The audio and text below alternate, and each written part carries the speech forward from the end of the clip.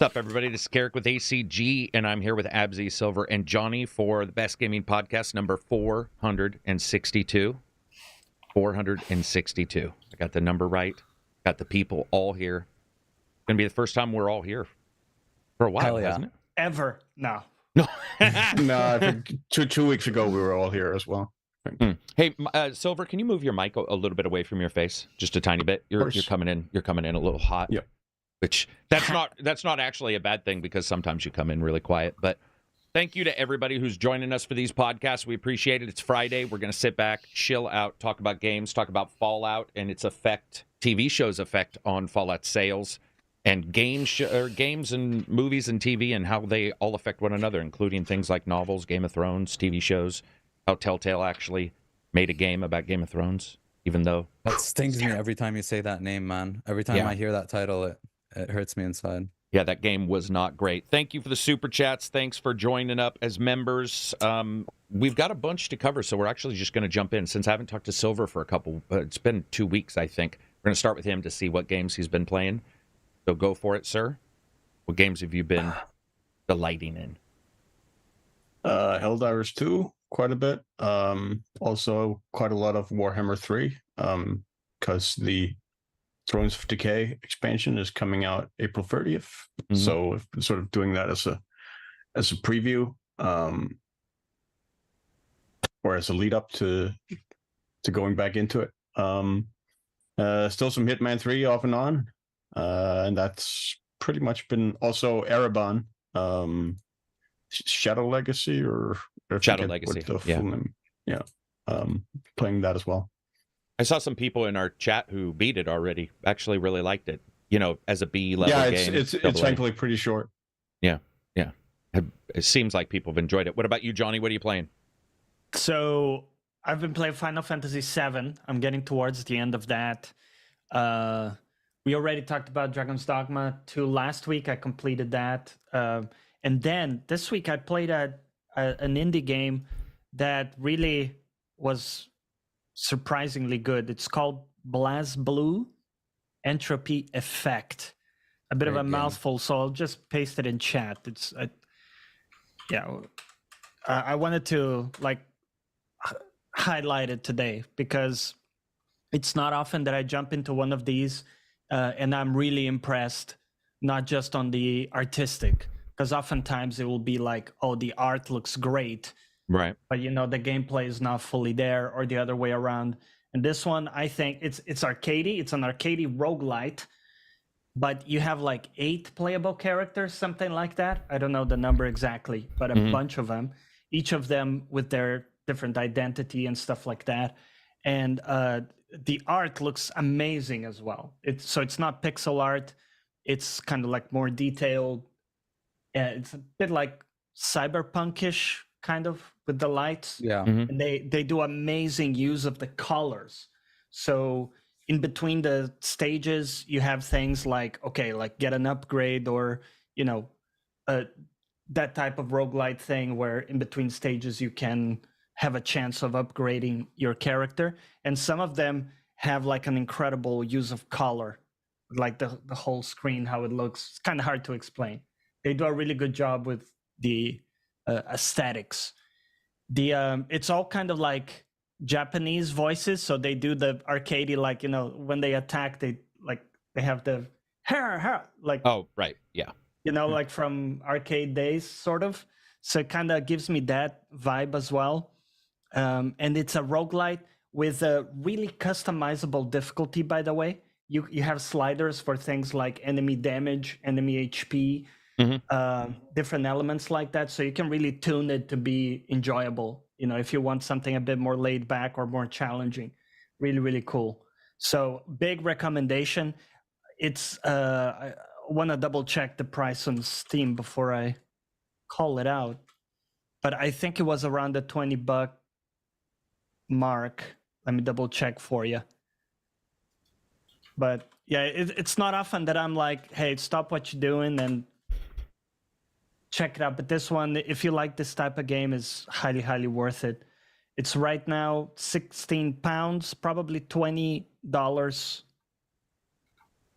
Yeah. It's a great game. I've been thinking before I found the game, I was thinking a lot about how a 2D Devil May Cry type game would look like, and it kind of does that. It has a lot of interesting combos that you can get mid run, a lot of different characters that you can play out, completely different play styles, and you can mix and match. So like if you play a lot with a certain character, there's these things I think called legacy skills or whatever, where you can port skills from other characters to other characters and kind of make a cool, neat build. So yeah, it's a really good game. Anything else, Johnny? That's it. All right. So, Absy, you've been playing that as well, or have you just played it before? No, I played it like a while ago. Okay.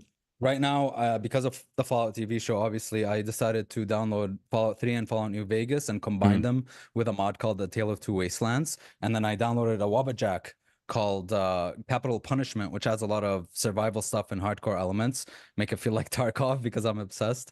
Like a lot of medical stuff, disease, hot and cold, all that stuff, as well as a little bit better shooting and some cool balance changes and different types of ammo and no fast travel, all the neat stuff. And it's going pretty well. I just love being in that world. Going back to that Super Duper Mart, just it gives me memories listening to Three Dog on the radio, and I just love being in that atmosphere, and it's just so nostalgic for me. So I've been enjoying that a lot and playing some Tarkov. That's it.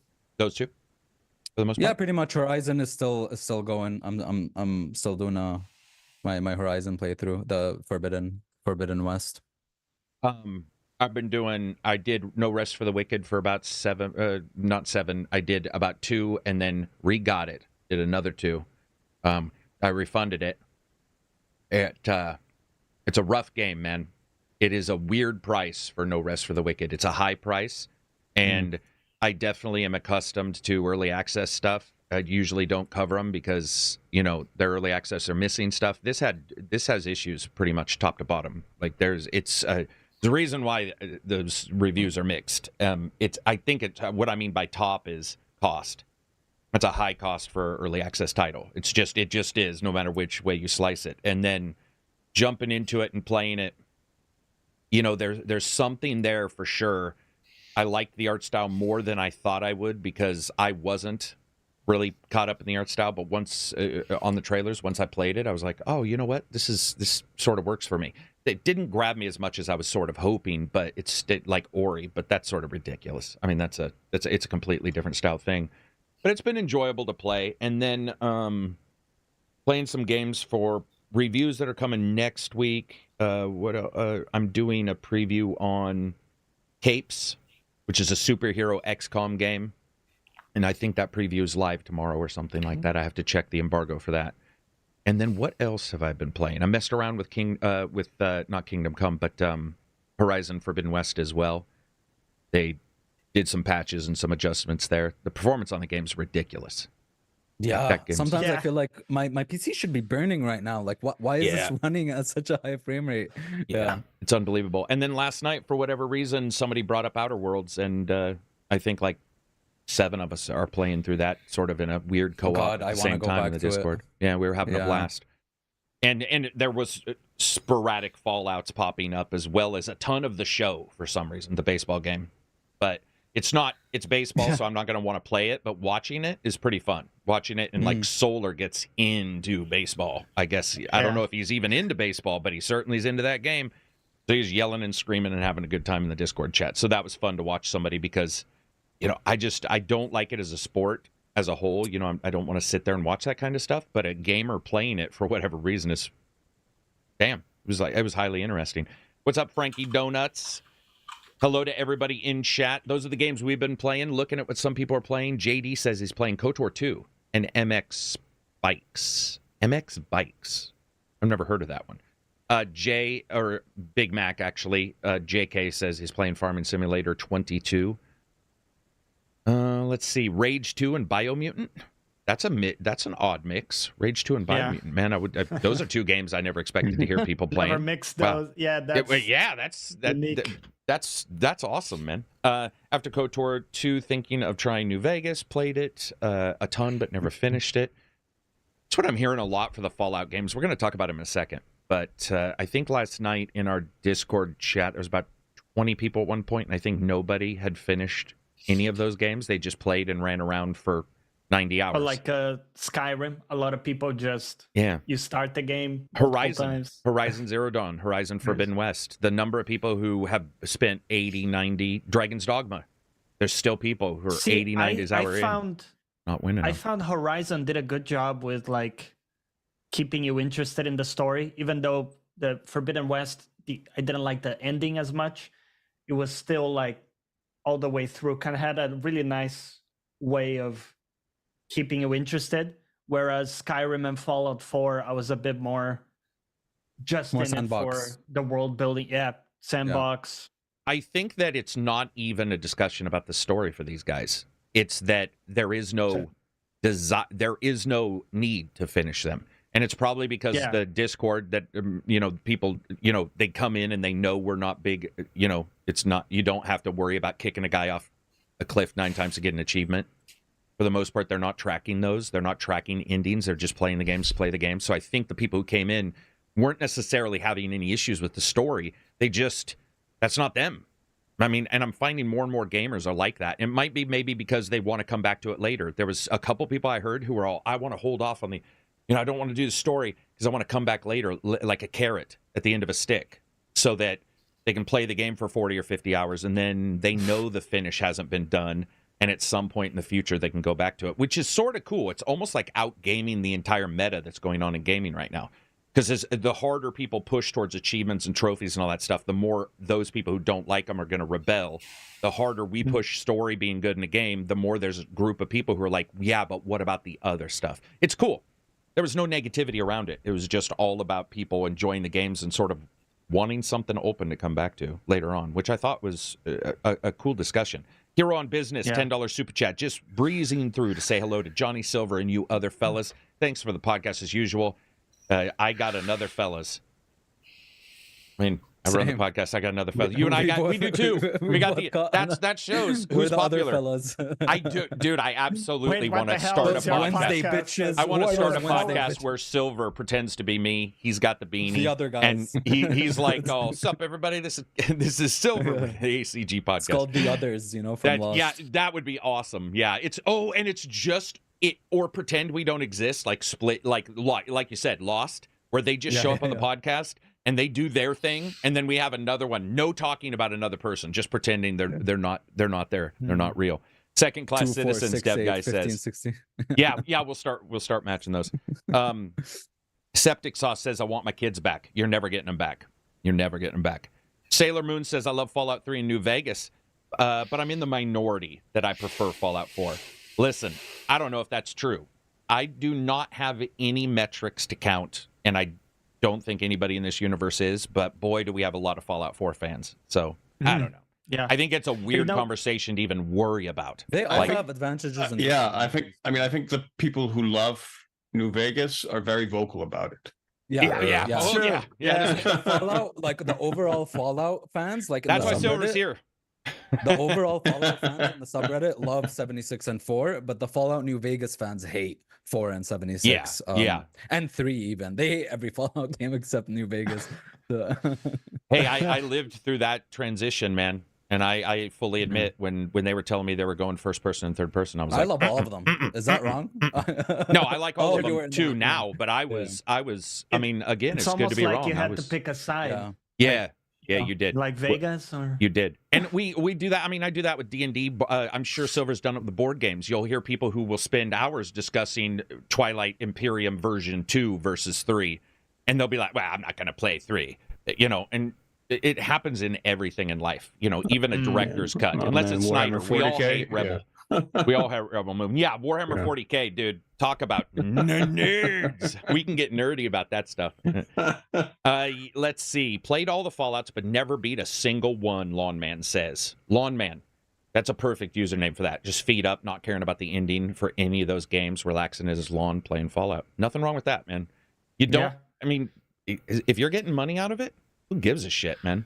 You're getting your game on. I saw quite a few people like shaming on Twitter, like people who don't finish games just randomly this week. And it Really? kind of like triggers me because there's nothing about finishing a game that makes it quantifiably like a better experience for you. Absolutely true. No, it Yeah. just depends on the person. Like for me, for example, I played Fallout for many hours, but I don't even remember the ending if you press me on it right now. Like in terms of the story, what That's I me in remember Skyrim, Johnny. and always will is like the little moments and the Yep. the meta stuff. Same with Skyrim. Yeah. I could not tell you for $1 million. Like, Who's Nah. the fuck is Alduin? What's yeah. Yeah. No, it's cool. I'm glad that everybody and those people that they chase the ending. That's also fine. It's just one of those things Yeah. where you don't have to be sitting there and yelling at somebody else just because they do something different than you. I think that this conversation always comes up, and it's come up now because of the Fallout TV show, and we can jump into that. Yeah. But the Fallout TV show was so big, and I'm going to be honest, man. This is exactly what happened with a couple other TV shows, including The Last of Us. I thought The Last of Us was good. Good. That's it. Just good as a show. And saying it was good was absolutely just hated on. People, it is either, it is the greatest thing ever, or how dare they make it? Yeah, So- I mean, every good show these days gets proclaimed as this is best show ever. Like True Detective back in the day got, this is the greatest thing that's ever been on television. Oh, Right. like I'm one of those Yeah. people. I hyper, or what do you call it, exaggerate it a lot. Like playing a game, I'm like, oh, this is the best thing in the world. And if And then someone it's says the next best okay, thing. And then it's the I'm next like, best thing. motherfucker, you said it's okay. You said meh. No, I'm just But kidding. what I was no, going to love- say was Yeah, with yeah. Fallout, it's cool to see the success because it did cause it to shoot up in sales. All shows will, even terrible shows have got there's a connection there of just people talking about it. Mhm, for sure. But shot up to, I guess, number one in Europe. I don't know what that really means for total sales because I don't know what else is out. And we're going to talk about how numbers don't matter if you don't know, like, sort of what line you're trying to enter, or how, if you're number one and there's only two people in the race and both of them aren't racing, really doesn't matter. You just finished. Great. Good for you. Participation trophy. Yeah, so I don't know what the other sales are, but I'm not going to take any success away from them. They did it. It's done incredible. The critic scores are insanely, unbelievably high. And then you see people talking about Fallout and playing it, which is awesome too. But people who never played it and then people returning. Go ahead, Silver. Funnily enough, I've also seen a lot of, I don't know if it's translated into actual sales, but I've seen a lot of people I know go to play Total War Shogun 2. Because of just the 'cause Shogun it's television show. Yeah, Yeah. absolutely. Yeah, Yeah, that makes true, sense. I true, hadn't even true, thought true. about that. That makes sense because that's the thing. It's just the theme. I will jump from a post-apocalyptic show to post-apocalyptic show. Yeah. So I Yeah. watched Fallout, finished it, and immediately went to Jericho just because it's after some nukes drop. And I'm like, all right. So I think most people are like that. It's just, of course, we're a gaming podcast, so Yeah. it gets more focused. And it can even be more generic because I remember when I watched Blade Runner, the movie, I wanted to play something cyberpunkish. And I don't know if at the time it was cyberpunk or if it was prior to that. But either way, I remember playing a game that was unrelated, but just you wanted the vibe. Or Yeah. following I got that. actors. Yep. I That got too, yeah. Rise of the Ronin because of Shogun and then instantly regretted it. I was like, nope, that's not Yeah, it. that can't happen. Unfortunately, Sony does not do refunds. Yeah.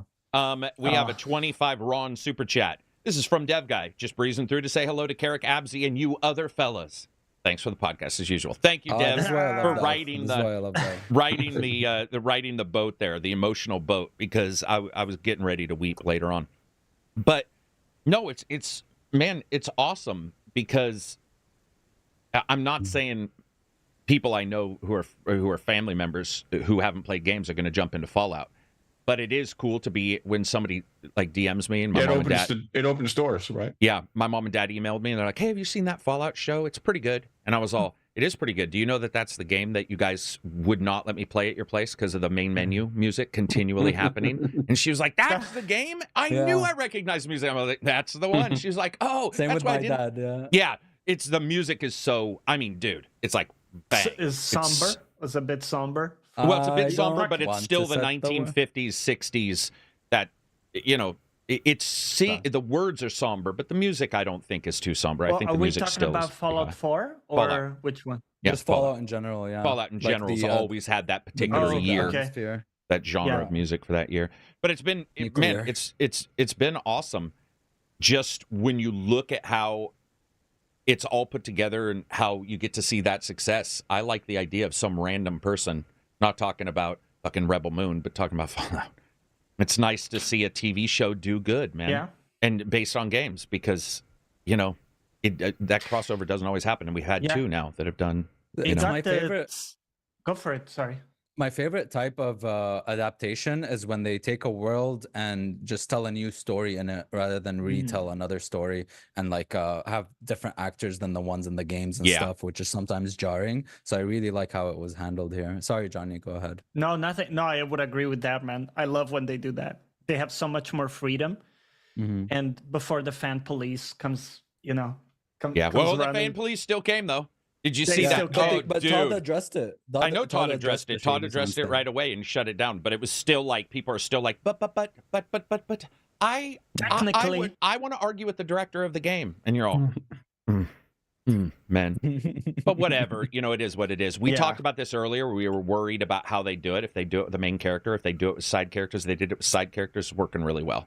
Working really well. Like the idea of just saying, hey, it's not, instead of being the character from one of those games or something weird like that, they're just like, no, it's another Vault It Dweller. did make me want a Fallout game where you can start as like a ghoul or a Brotherhood of Steel guy or like a Vault Dweller, like different starting, kind of like Cyberpunk or Dragon Age. Yeah. My question to you guys, no spoilers, but do you feel, ignoring that we all like Goggins, or most of us like Goggins as an actor, I don't know if I've queried everybody about it. Do you guys think the ghoul, ignoring the cool part, I'm talking about the representation of the ghoul in Fallout, is that done fairly accurately? So in my opinion, ghouls looked way more gruesome the more games you go backwards. So in Fallout 1, they looked the most gruesome, then Fallout 2, then Fallout 3. However, I did notice, which I found weird, but it's okay because it's Walton Goggins, right? Is that the voice usually, when you meet ghouls in Fallout games, they talk like this. And he didn't have that, but it's okay. I think it was a bit cleaner. He's a good-looking ghoul. Yeah, that is true. He's Brad Pitt and Troy ghoul version. He definitely. Or he looks like, other than, some stuff, but he looks like he's got his shit together. Yeah. Maybe he has a way couple more places. Ghouls in the show as well. Yeah. Yeah, that's true. And that's true. I think what's cool is, for me at least, it kind of made sense that he was in pretty decent shape for a ghoul because, he was able to procure resources. He was very crafty, right? He was very good with getting money and everything. So they kind of explained it like that. And like we say, sometimes just a little explanation sometimes can go a long way to solidify. And then your for you. disbelief, right? Yeah. And for me, it worked because it was enjoyable to hear his voice. I like the actor a lot. So I just needed a tiny little excuse, and that worked. And that's cool too, He's like because Voldemort. Sorry. Yeah. One of the cool things about it, and if you played the Fallout games, you do see ghouls in various states anyway. So to me, it's like if you have a side character that has nothing to do with the games, that's your main character now, you might as well you can have ghouls doing all sorts of shit, and it could be weird origin stories that, nobody else has. And we're seeing that, I don't want to spoil anything, but you do see some origin stories for different characters, and it's like, oh, that's pretty wicked to see. Because sometimes, I'll say this. No, I won't even say that.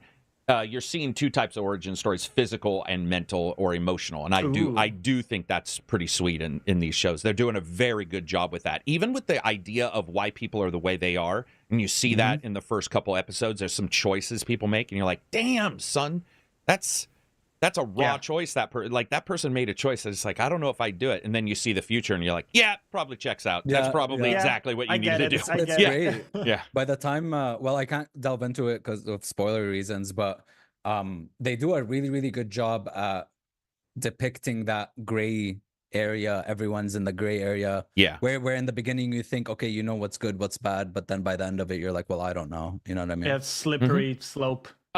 Silver, have you watched any of it or all of it? I have not. I do not have Okay. Amazon Prime at the moment. Okay, gotcha. I think you will like it.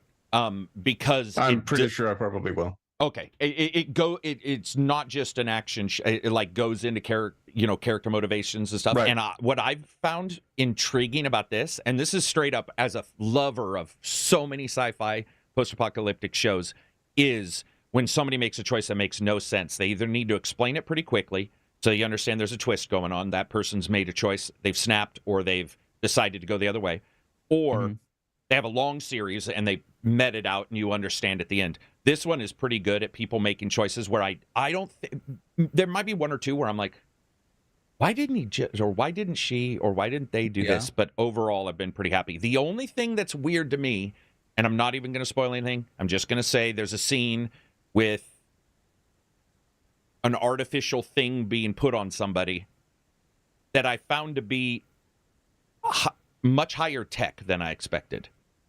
And that's pretty much all I'll say. The tech used felt like it was 20 levels higher, and it could have just been the way it looked and how it was done, but it was actually shockingly weird. Where I was sitting there and I saw something happen and they did something to somebody and they used a bit of tech that I'm still slightly wondering if that's going to lead to a discussion about how did that tech get there? Like what? Like that seems oddly placed, but it could also just be a callback to there's other groups, and maybe it's from them or something like that. I also like the Brotherhood of Steel stuff. That's all I'll say about that. I thought that stuff was cool. I will say some characters are just giant dickheads in this show. Even the main character. I do not at all like one of them at all. I know which one. Yeah. I mean, I'm sorry. I don't even know if they can come back. I'm like, no, that person is terrible. I love though, like there's a lot of moments in the game or in the show, that make you feel like you're doing a quest in the game. There's one particular town that looks a lot like Megaton, which is really, really cool. Yep. And there's like this feeling you get, remember in the Fallout games where you explore a new vault or whatever, and each vault has its own like thing going on. Yeah. Like Don't say much more. No, I won't. I know what you mean. I know what you mean. But it's just like, yes, it feels like quests, and even in the beginning when she's explaining like herself, it feels like that was character creator. You took the goat, Do you know the other thing that was great about that too was Lawn Man, $5 super chat. Great podcast as always, and you guys make my week so much better. Thank you very much. Another one from Javier, $2 super chat. He says, Walter Goggins Ghoul would be out there hustling. Yeah, dude, he does an amazing job as a ghoul. What I wanted to say, though, is they fit quests in. There's some times that there's slow motion and people have done this long discussion. Oh, it's to show VATS, whatever. There's other times where there's slow motion that's not done. I don't care. It works quite well.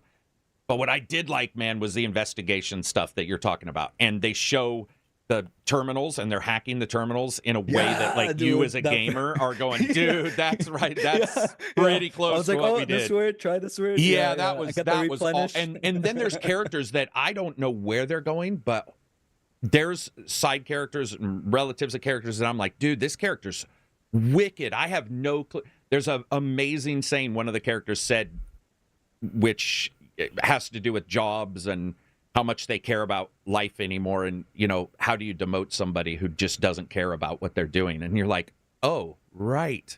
What do we do? Yeah, there's some great stuff, also, man. There's some... Dude, the original 9mm pistol from Fallout 1 and 2. Oh, man, they did a good job with all that. Yeah. It looks like from reading in here, everybody knows what I'm talking about who's watched the show. Please don't spoil it, about that piece of tech. So I guess that is something that'll be will be very cool. Yeah, they have good sounds.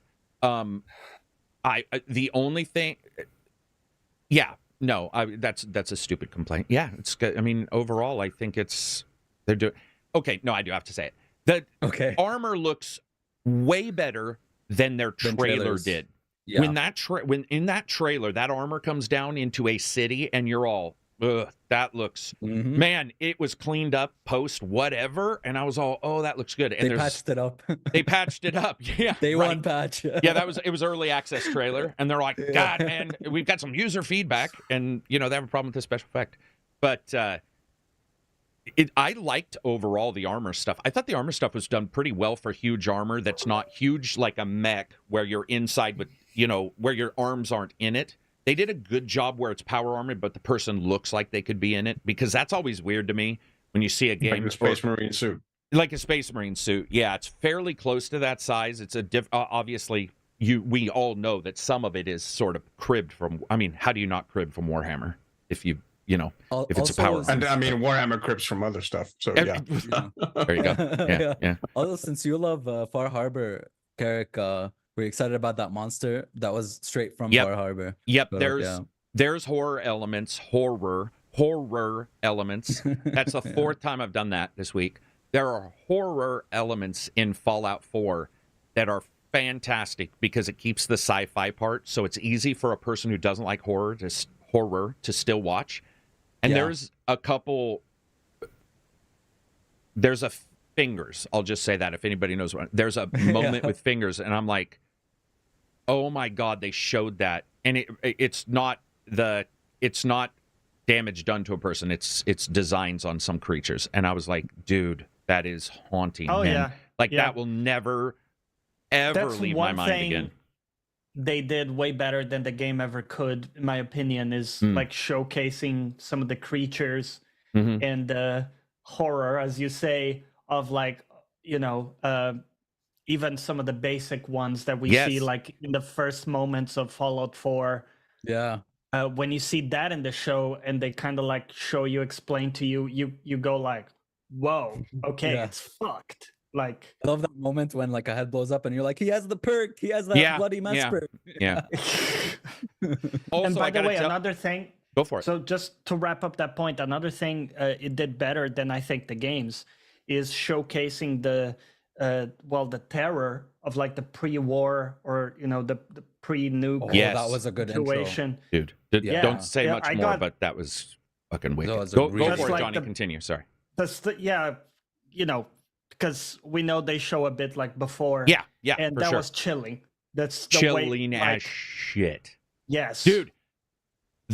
This sounds so dumb, but as somebody who's like family has horses and stuff like that, and so when I saw him riding the horse down the pavement to go to a place, and I was sitting there going, "Don't slip, don't let," because like you'll see it where a horse gets on pavement, and even with the right shoes, they'll slip or whatever. And there's a moment of terror when all that's happening, where you're like, "Oh my!" And then certain people involved, you're just like, "Dude, what's gonna happen?" I was actually pretty emotionally invested in that part. Yeah. I thought it was well done, man. Oh, and there's a scene.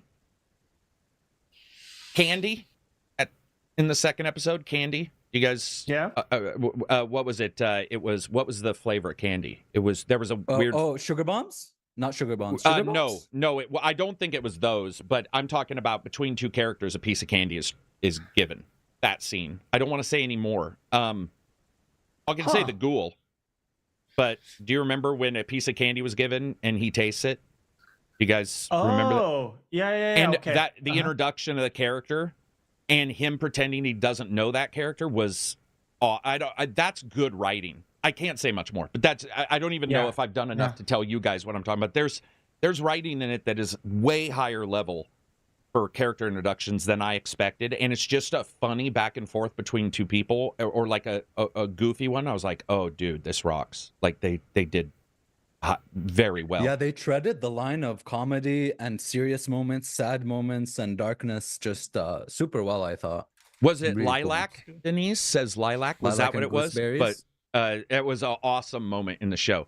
Let's see. Even the sounds of the Pip-Boy and the soundtrack, the audio on the show is nostalgic. Yeah, even though Lucitan, of course, can't enjoy a game or show. That dude hates the music to the point of like, he's raging. He's all, I hate this music. I'm all, dude, it's so iconic. Best part of it fits the franchise. By the way, and we all know this, but more music isn't really created.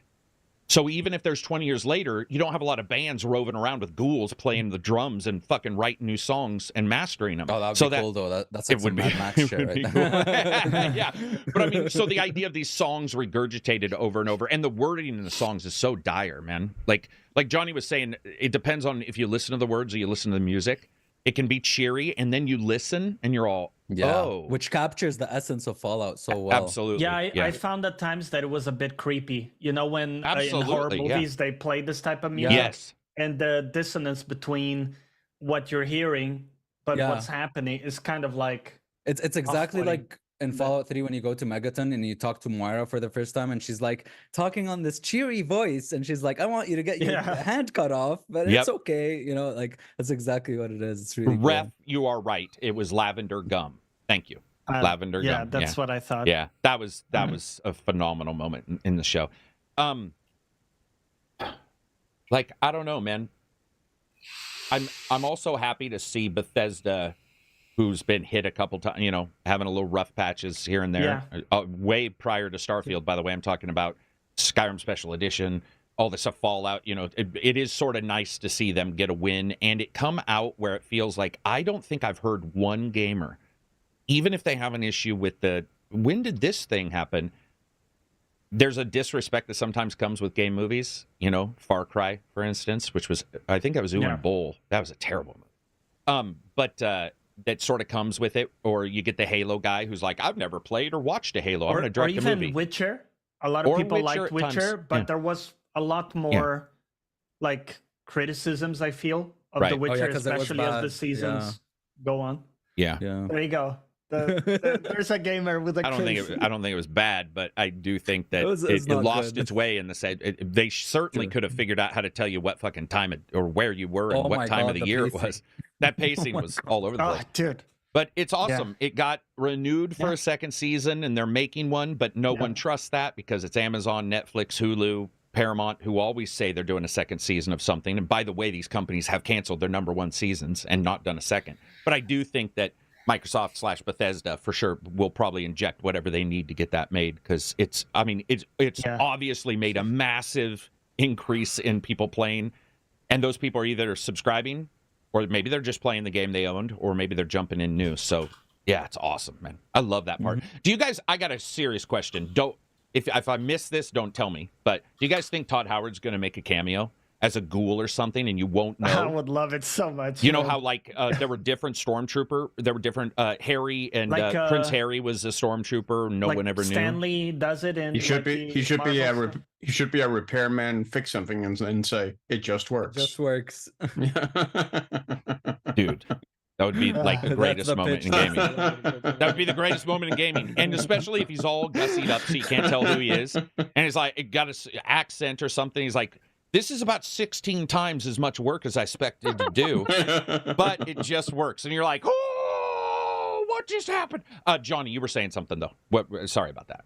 Do you remember what you were saying? Or were we just waxing excited? I kind of lost track. Yeah. It's all good. Let's keep going. So overall, man, it's awesome to see it. My big excitement, I like the show. I like the show, but my big excitement is for other shows. It's doing. I want to see. Yeah. You know, I know there's supposedly a Gears of War. I'm not talking about that. I would like to see more of these kind of shows. The Witcher. Do you think that one has potential for anime? Sure. Show? I think a movie's hard to do for Gears of War. Anime, yeah, that could work, right? Yeah. You have a lot more. You have some want to see a Mass Effect show that follows an Elcor theater troupe. There you go. Just go completely to the side where they just move around different planets and they're playing music and doing thespian shit. No, I think that's my exciting bit, is the idea that maybe these guys will roll out something. But what's everybody else want from shows? Is there any game that you guys want to see a show or anime? Make sure you indicate what you want. Yeah, I think Gears of War would be fine as an anime because it's easier to do the special effects and the explosions in anime than it is like pay for all that. Gears of War would be crazy. Just the first 17 seconds of Gears of War would cost them. Yeah, and there's something about the physical appearance of the people in it that is a bit over the top in the games. And hard to do in real life. Some of them have a bit crazy hair. Some of them are, they're giant, right? They're wardrobe. It would be people. Batista, The Rock. They Shaquille could do. You mean for the Coltrane? The football player, Coltrane, yeah. You could. I think Shaquille's too old to even move around. Dude, Exhibit would have done it in his prime, man. He loved games. Oh, in his prime. He was in every game. He was in every game, dude. But I think those jacked wrestlers, Batista has a look to him that is definitely Gears of War, and The Rock does. But I think The Rock is so big that as in big in the world, that it would probably actually pull away from it. But yeah, it's awesome, man. I'm excited to see it. Disco Elysium world would be really cool in a TV show. It would be. I don't think so. World. You don't think so? I think it would be hard to do. Yeah, I think it's too literary. Yeah, Oh, it is too literary. Yeah. I guess so. But like a detective, like an investigative. dude. Yeah, if they can do Altered Carbon season 2, they could do like Disco Yeah, Elysium the because that setting got really odd. could work for sure. Yeah, the setting could work as like a detective thing. Kel says, how about Black Flag? Get the guys out on sale, bootload and stuff. You definitely could. I mean, Black Sails itself was what, 5 seasons, Silver? Wasn't Black Sails the pirate one? I think it was 4.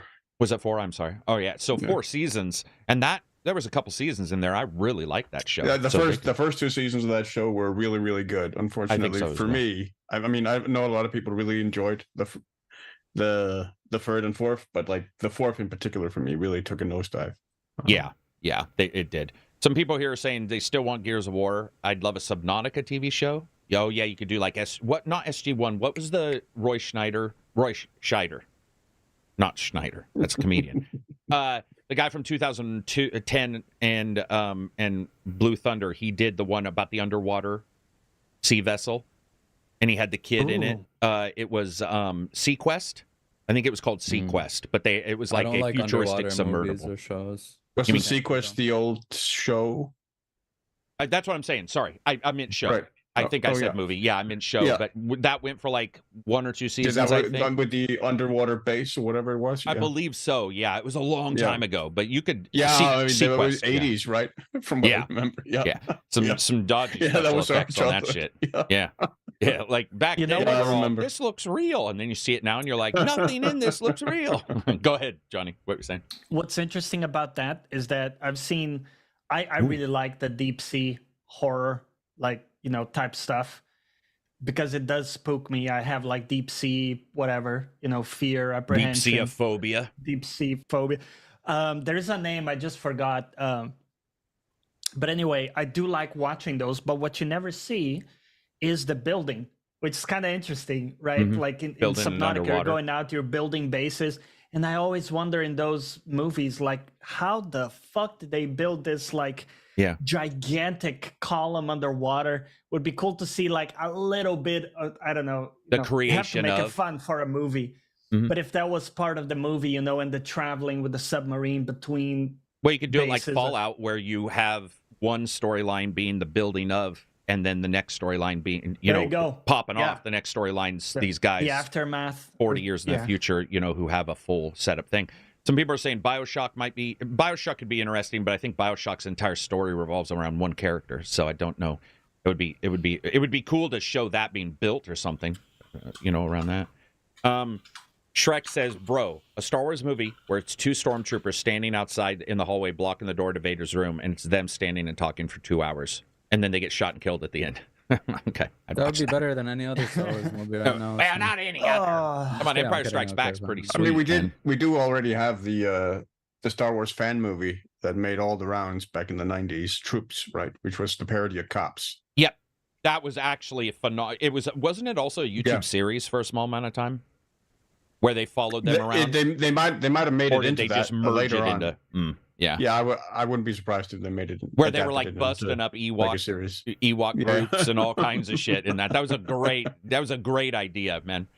Yeah, Metro. Jay Reaper really well. says Metro would be very good. Beyond Good and Evil 2 would be good, or Beyond Good and Evil. I would Evil. love to see something from the Atomic Heart world itself. Maybe not the same character, but just in that world would be really, really good. Just very weird, wild shit. But live action. Yeah, that'd be really cool. Yeah, that would be cool. There's a lot of good worlds that exist that we always hear about Halo or Gears. It's like there's actually a lot there that I think fit movies, TV shows, and anime worlds better. And not like certain narratives retold. I'm thinking of what would be an interesting world. Let's see. What else do we got after that? Is that it for Fallout?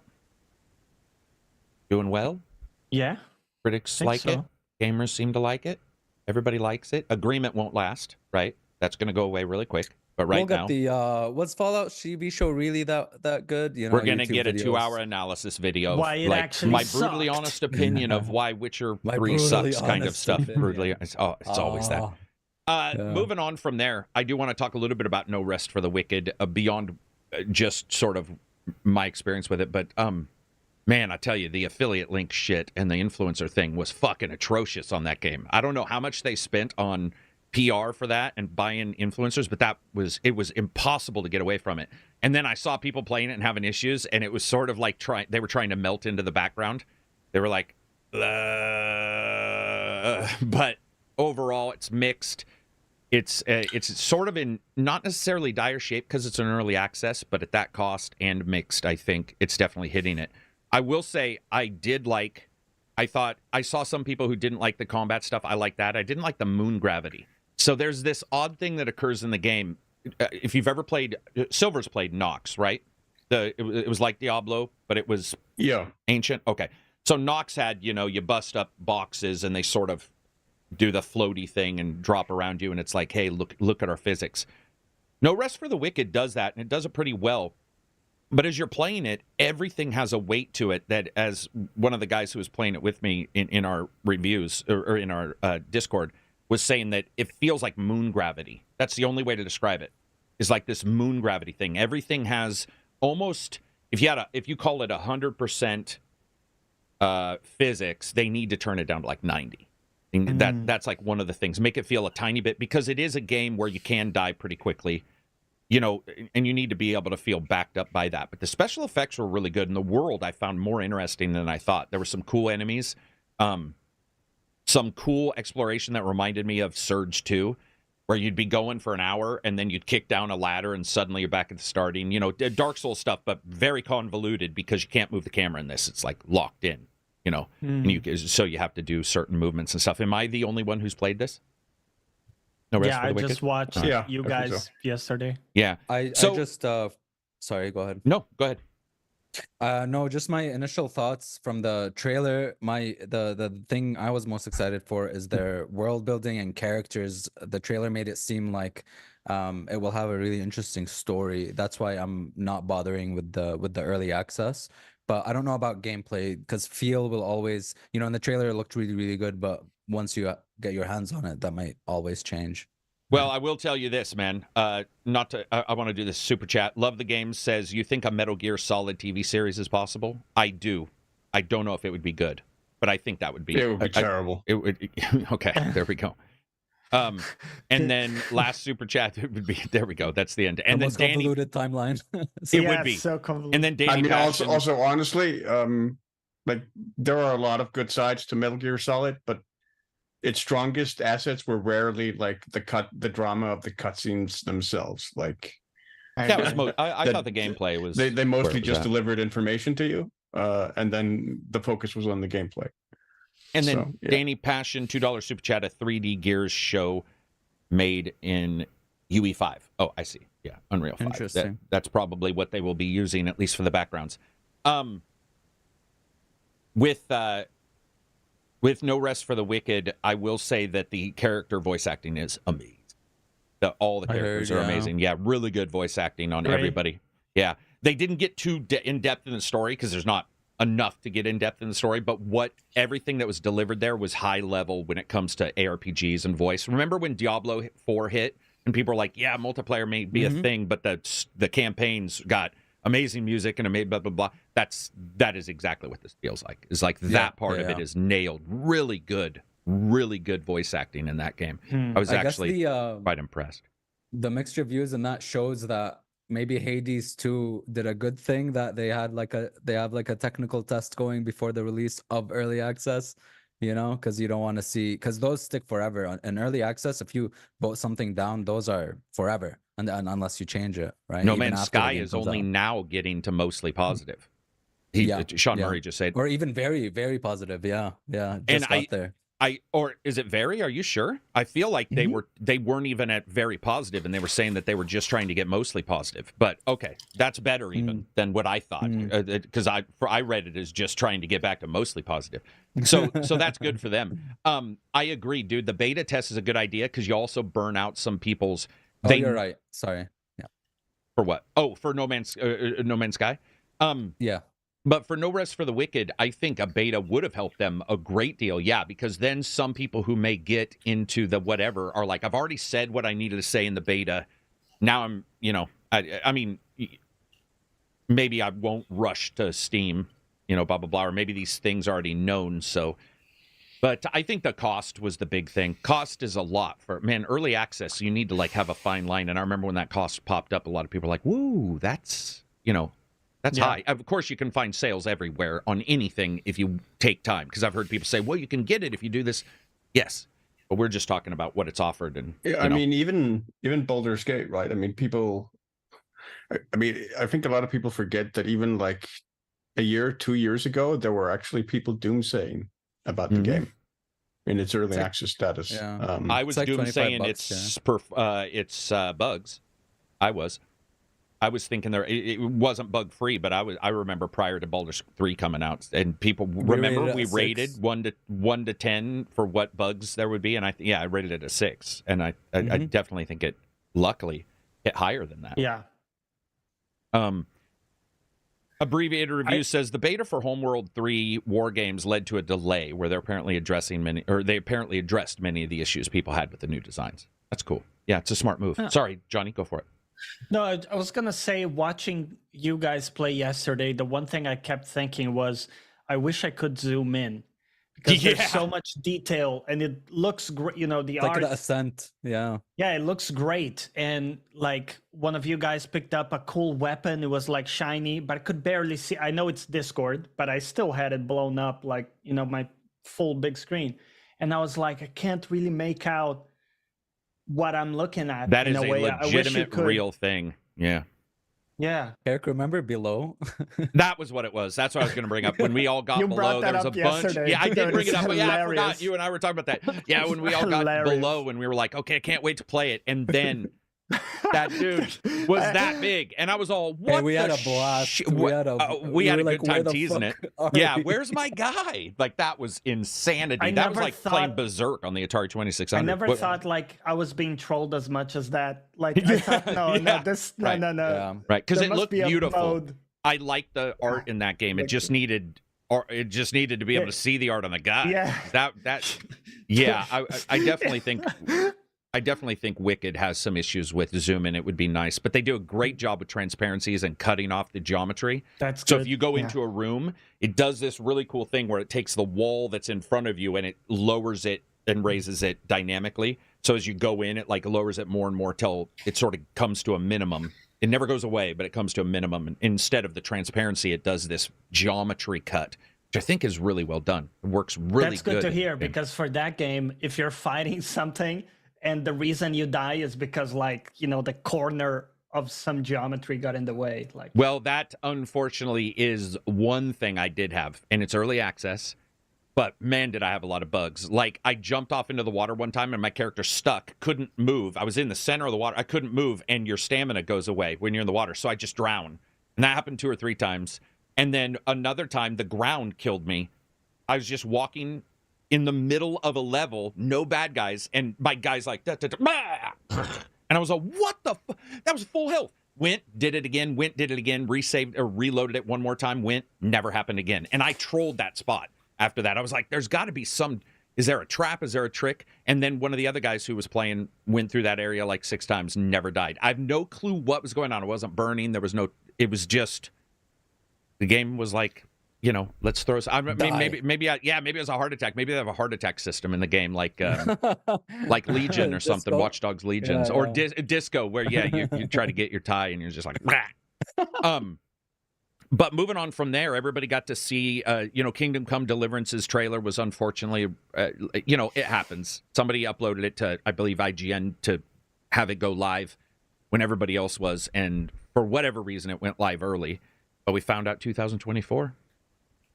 Yeah. You guys. So March 2025, right? or do you think it won't get? Yeah, maybe.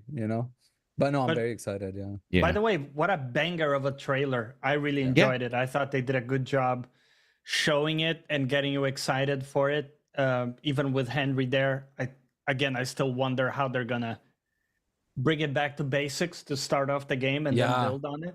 That's always interesting. It might be like a completely different feel for how you, like, maybe it's like bigger combat, bigger wars and shit like that. Just starting off with that. Yeah. One thing they said in a developer update was that when you started out with him, you were a nobody. And now because it started out as a man among the world as a nobody. Now you're a nobody among kings. So their idea, so I'm assuming there's some other gameplay Interesting. elements we're not seeing, Yeah. like lording and stuff that will require you to not relearn, but to learn skills. But Silver, did you see it?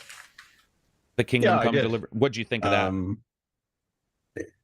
I thought it was good.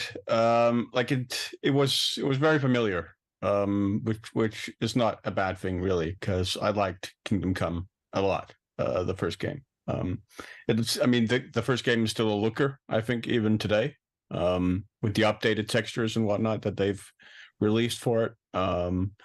So it still looks really good, and more of the same. Like Kudenberg looks like a really, really amazing location for a game.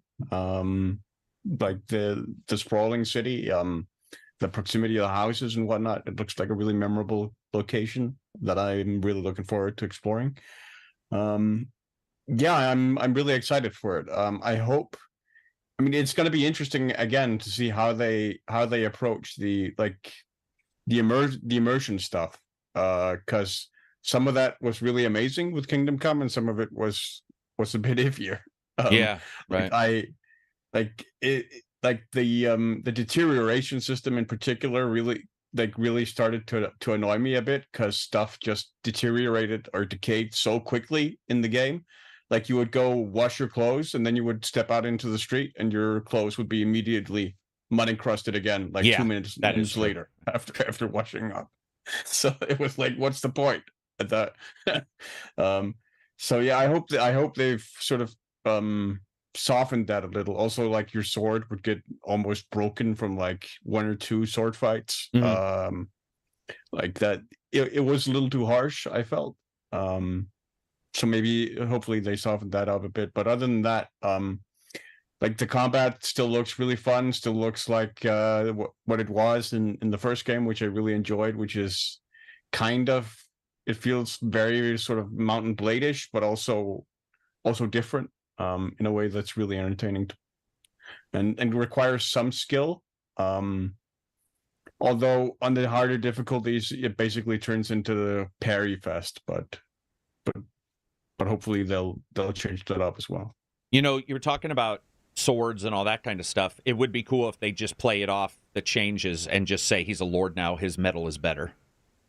He's just got better swords. Yeah, and right. You just adjust it that way, and you're like, oh no, those kind, maybe because there's other stuff they could have, like relationship stuff, getting along with the other lords, that kind of stuff. I don't really know what we're gonna see from it, but I do believe most of it faction will be reputation or stuff like that. Yeah. I just believe most of it will be the same, because it sounds like pretty much even while they were doing the DLC, they were just making the sequel. They don't want to change it too much because it's the same character. So I have a feeling it's going to be very sequel-like. It's not going to be, oh, hey, it's a completely different thing. It's like, no, we're just, Yeah, you also have like the same, like Nemesis, the guy who killed like Henry's father, still there, and you'll probably still use schnapps to drink or to go to sleep. I like that mechanic. Yeah, I don't have any issue with it at all. I don't have any issue with some games' travel systems. I don't have an issue with that. I know. And, it'll be the first mod, and you'll hear people say, why didn't the developer do it? Because the developer didn't do it. That's just it. The developer didn't do it. That's not what they want. But if you want to make it as a mod, it's exactly what you should do, and feel free. But I like that you have to get drunk to go to sleep. I just thought it was awesome. I was all right, man. That's how we save, or what have you. You could also save in that game in one other way, right? It wasn't just schnapps. Well, you didn't use the schnapps to go to sleep. You just used the schnapps to save. I know. I'm just pretending you were drunk. And Sorry, that was just me. You could also save by going to sleep, like sleeping in a bed. Okay. That would auto save your game. While drinking the schnapps would manually save your game. Like that would create like a manual save slot. Sleeping in a bed would like override your auto save slot. Okay, I got you. It's been a while since I've jumped into that one in depth, but. Yeah, look, I mean, dude, I was watching somebody play it yesterday. A bunch of people jumped in. Graphics are insane for that game. Yeah. As old as it is. My biggest takeaway from that trailer was like them rock textures look sexy. Yeah. Them rock textures. Come on, Bethesda. Come on, they did reissue like high definition, higher definition textures for it like a couple of years ago. I appreciate some good looking rocks, man. Yeah, I do too. I really do too. hope. Yeah. I really hope the games haven't been doing this lately since a while ago, since maybe Dragon Age Inquisition. But I really hope they take the save game of the first one with all the choices and stuff you've done. You know? Oh, yeah. Yeah. I didn't think about that. Almost like Mass Effect. Mass Effect. Remember, Dragon like, Age. Yeah. They would Dragon do that Age. even if they would do like a little comic book style quiz. Yeah, you if could also didn't do have a save. questionnaire and just be For like, sure. Yeah. these are the lores of Henry. What did Yeah. you hear he did? And you're like, he did this, and then you just, yeah. because some That people would won't fit have well played with the one. website I'd as well. be, fuck, dude, I'm all over that kind of stuff, man. If you just want to throw Same. a little lore thing in there, that works for me. Let other That's people how they load did it their for save. Witcher 3 as well, where you Yeah, have when you're the getting a interrogation. haircut. Yeah. Oh, damn.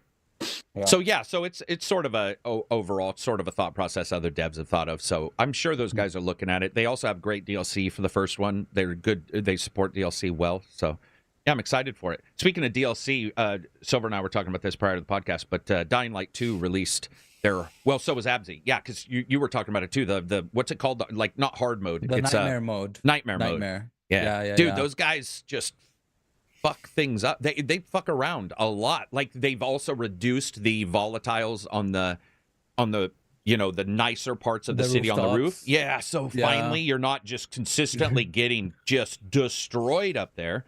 Oh, gotcha. I They was 25%. temporarily confused, sorry, because I always get the names confused. We have Dead Island and Dying Light. You guys are talking about Dying Light, the Yeah. They also that's all right. They also updated the guns 25%. The new gun add-on. They did 25% more damage on the guns, which I think actually you can give or take that. They are dead, so the idea of a bullet piercing them probably doesn't do a bunch of damage. But I like that they did that. And then nighttime, your light can go out or flicker and go out, and you have to like hammer it or something. I don't know the mechanic there, but I know they said if you have it on for too long, it'll like flicker and go out. But I'm excited, dude. I still play Dying Light 2 all the time. GeForce Now, man, I'll just sit in bed and just run around and smash shit because they also fixed the physics. Physics weren't bad at all in the first, or in number 2, but they actually redid them all to make them more like Dead Island 2. Speaking of what Johnny was saying, like the melee stuff, yeah, like they the close-up redid stuff? way more damage Combat to the feels way better. enemies. Like they Really? look like they're getting smashed. Remember, Dead Island 2 showed you lungs and shit. I don't know if you guys remember. Dead Island 2 got no, it was- grotesque. Yeah. Oof. I mean, Yeah. it They had a actually whole got me to be like, system, like, yeah, it had a a whole whole system, a whole system for it, gore yeah. system. So yeah, They Dying Light 2, man. Go ahead. With this update, one of I always talk about it here on the podcast how much I appreciate when games do this, and they added community maps. So like you're going to be able Yeah. to make your own maps and upload it and play in it, and I love that type of shit. Yeah, I don't know. Were community maps already available in that game? I have no idea. I have Okay. no idea. Okay. Yeah. For some reason I thought there were already, but I just play single player usually, or jump in. Yeah, mostly single player actually. So I don't know what that They're had also, originally.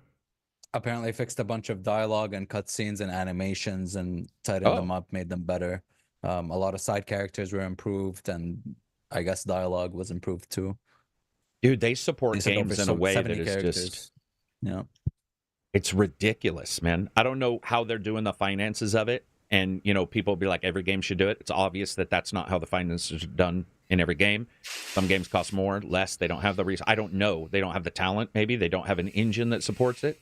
But for whatever reason, Dying Light 1 had the following and then 10 years of support. 10 fucking And even a battle years. royale mode randomly for a little bit. Oh, did it for well, that was Yeah. that in the following? That might have been in the following. Or it It's might have been after. Is it was after? like Okay. after the blowing up of PUBG and all that shit. Oh, H1Z1. well, yeah, right. Yeah, that makes sense. Yeah. I'm surprised there wasn't a Fortnite. fucking MOBA in there.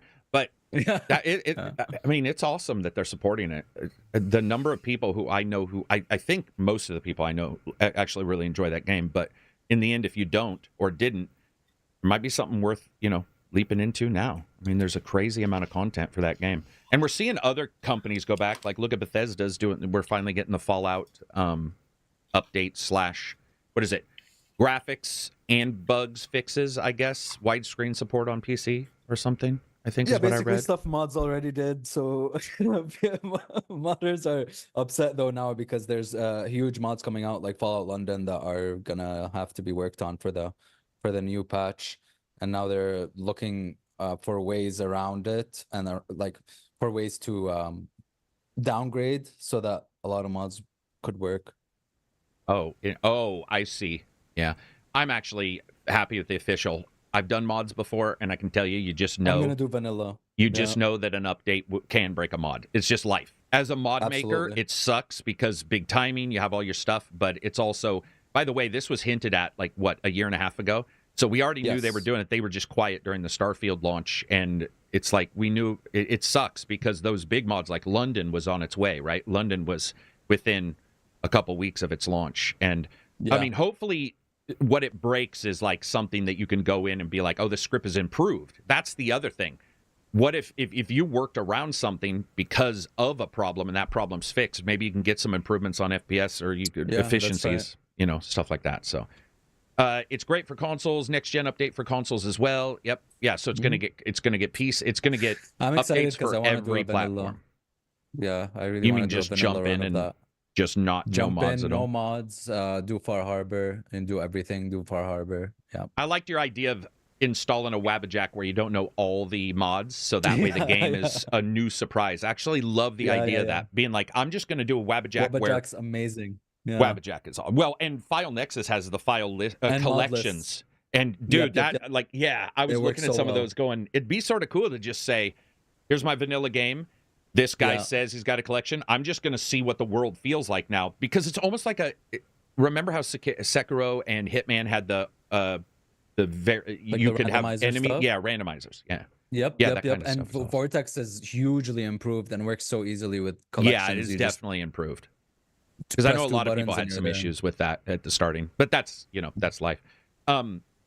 Let's see. So Dying Light's got a big patch. That's got a big patch. No Man's Sky did their Outpost. No, what's that newest DLC they did? It changes the Outpost. I can't remember the name. Sentinel? No. No, that was one of the older ones. I'm trying to guess. That's one of the older ones. Silver, do you ever jump back into No Man's Sky? No. No. Okay. I was wondering if you were going to jump back in to see, because I'm excited. Orbital? I told Johnny and I think Abs yesterday, or maybe I just imagined you guys were there, but I wish this update was the first one. Because to me, the outposts were the most generic of all the things. The space stations were the most generic. It was always get off, left or right. You know, every time it was the same. And I don't know their tech. I'm just saying I wish it was. That's all. I'm not saying I know how to do it. I just wish it was. But because jumping back in is always rough. Wouldn't it be amazing, guys, if they had an update called "We Fixed the Stupid Shit" and it was better combat? The intro? No, the combat. Oh, the combat. On the ground combat. Like, I don't think it's possible for whatever and reason. UI. Yeah, UI. 77 patches later, their UI still feels like a fucking GUI from like 1998 or something. Something about everything in that game's like front end is like slow to get anything done. What Silver, have there been any games? You do Warhammer a bunch, so I assume there's a bunch of patches for that. Are there any other games like in the last year that you've gone back to because of a big patch? Like Hitman, did you go back to Hitman when they did some of their patches for the Hitman series? I mean, I did with Freelancer. Freelancer? When they launched Freelancer a year ago. So yeah, and definitely, I mean, whenever there's an expansion pack for Warhammer 3, I definitely go back, play that a ton more. So definitely, yeah. Do you just have Warhammer perpetually installed on your machine then? I'm assuming you do, right? Yeah. Yeah. Yes. Okay. Yeah, it makes sense. Do you mod? I mean, not just just Warhammer, but a bunch of Total War games actually. I like the one that's the most hated, I believe, the Empire at War or whatever it's called. I think it's the first. Empire. Yeah. It's most hate. I don't know why I like it. Nostalgia. I'm not saying I play it now and I like it, but when it came out, I love that. And man, I think it's an amazing game. Though I just prefer Napoleon to that. I think Napoleon is more sort of refined version of that. What about you, Johnny? Any titles with big patches that have popped up in the let's say last year, where you're all, dude, I've jumped back into this because that. I mean, No Man's Sky maybe. Well, Cyberpunk. We talked Oh, we talked yeah. about Cyberpunk, it when it came up. I thought a lot of the new additions were really good, made it more enjoyable. A lot of stuff that us, the community, wanted for quite a while. So yeah, they did a good job listening to input and putting stuff in the game. Let's see. Reading up some of this. ACG, do you think Avowed is coming this year? 50-50. Yeah. You'll say yeah. I'll say 50-50. What about you, Johnny? Avowed. That's the Obsidian I have nothing fantasy on one. that one. You got nothing I on would. it. Yeah, I got nothing. I think the chances are good. I mean, obviously no guarantees, but with what, like, I don't know. I just got the sense from how they showed it and how they talked about it that it looks likely to be this year. I'll just say this: I absolutely hope. Like I don't want. I mean, if you delay a game, it's great. It means there's a reason why you delayed it. But I do hope, because I would love to have an October, November, December timeframe to play that. Yeah. I do like their games that are a smaller package than the Skyrims or the Starfields. Like, I did like Outer Worlds a lot. I still do like Outer Worlds. I love the DLC, the Murder on Eros, I think. One of the better DLCs I've ever played. And Avowed seems to be that smaller thing, you know, that thing that you can jump into, and it's a little bit more condensed. Still bigger than Outer Worlds, though. They made sure to just say. Oh, Avowed is bigger than Outer Worlds? Yeah. Scope-wise. Scope-wise. Okay, because I was going to say, but even the planets weren't huge in Outer Worlds, so that makes sense. They could do that with just a fantasy land. And where's this one? What world is this? It's in the Living Lands, which is basically a region in the universe where there's a bunch of different, like, wild ecosystems. Like, you'll go to like a snowy region, and right next to it there'll be like a forest area with like very crazy fauna and flora. And it was always like my go-to choice for my character background is to be from where you were from. Okay. Yeah, Living Lands. Yeah. So I'm very excited because I've wanted a game set in the Living Lands for a long, long time. I do want to point this out. Indio says, I went back to Starship Troopers, and I did want to bring this up because they did do a massive patch we talked about yesterday in the Discord. Extermination, he went back for the recent patch. It had a lot of improvements in matchmaking and revamping classes. That's a game that, from the people I've talked to who played it, really liked Starship Troopers. But for whatever reason, it just, and it might be something to do with the game, I have no clue, but it came and went. Like, I talked to a lot of people who really I think it was Delrith from, it used to be on Angry Joe. He does his Twitch stuff. When I was talking to him, I believe he was one of the ones who was like, man, I really like this game. And it's sort of like, bop, bop, bop. And, you know, you don't hear much about it. So the fact that they patched, that's cool. Zariel says, Pillars of Eternity World. I mean, we're talking, just to clear it up, we're talking Extermination, right? Or is it Terran Command? I'm talking about the newer one. It's the co-op game. Yeah. I am. Yes, that's what I'm talking about. That's Extermination. Yeah. Sailor Mercury says, I liked Outer Worlds. I wish Starfield was smaller and the planets were more fine-tuned, like Outer Worlds. See, the thing is... Yeah, I can see why. I can see why, but at the same time, it's Outer Worlds is a more focused narrative. Obsidian usually does the focused, more narrative RPG choice kind of games.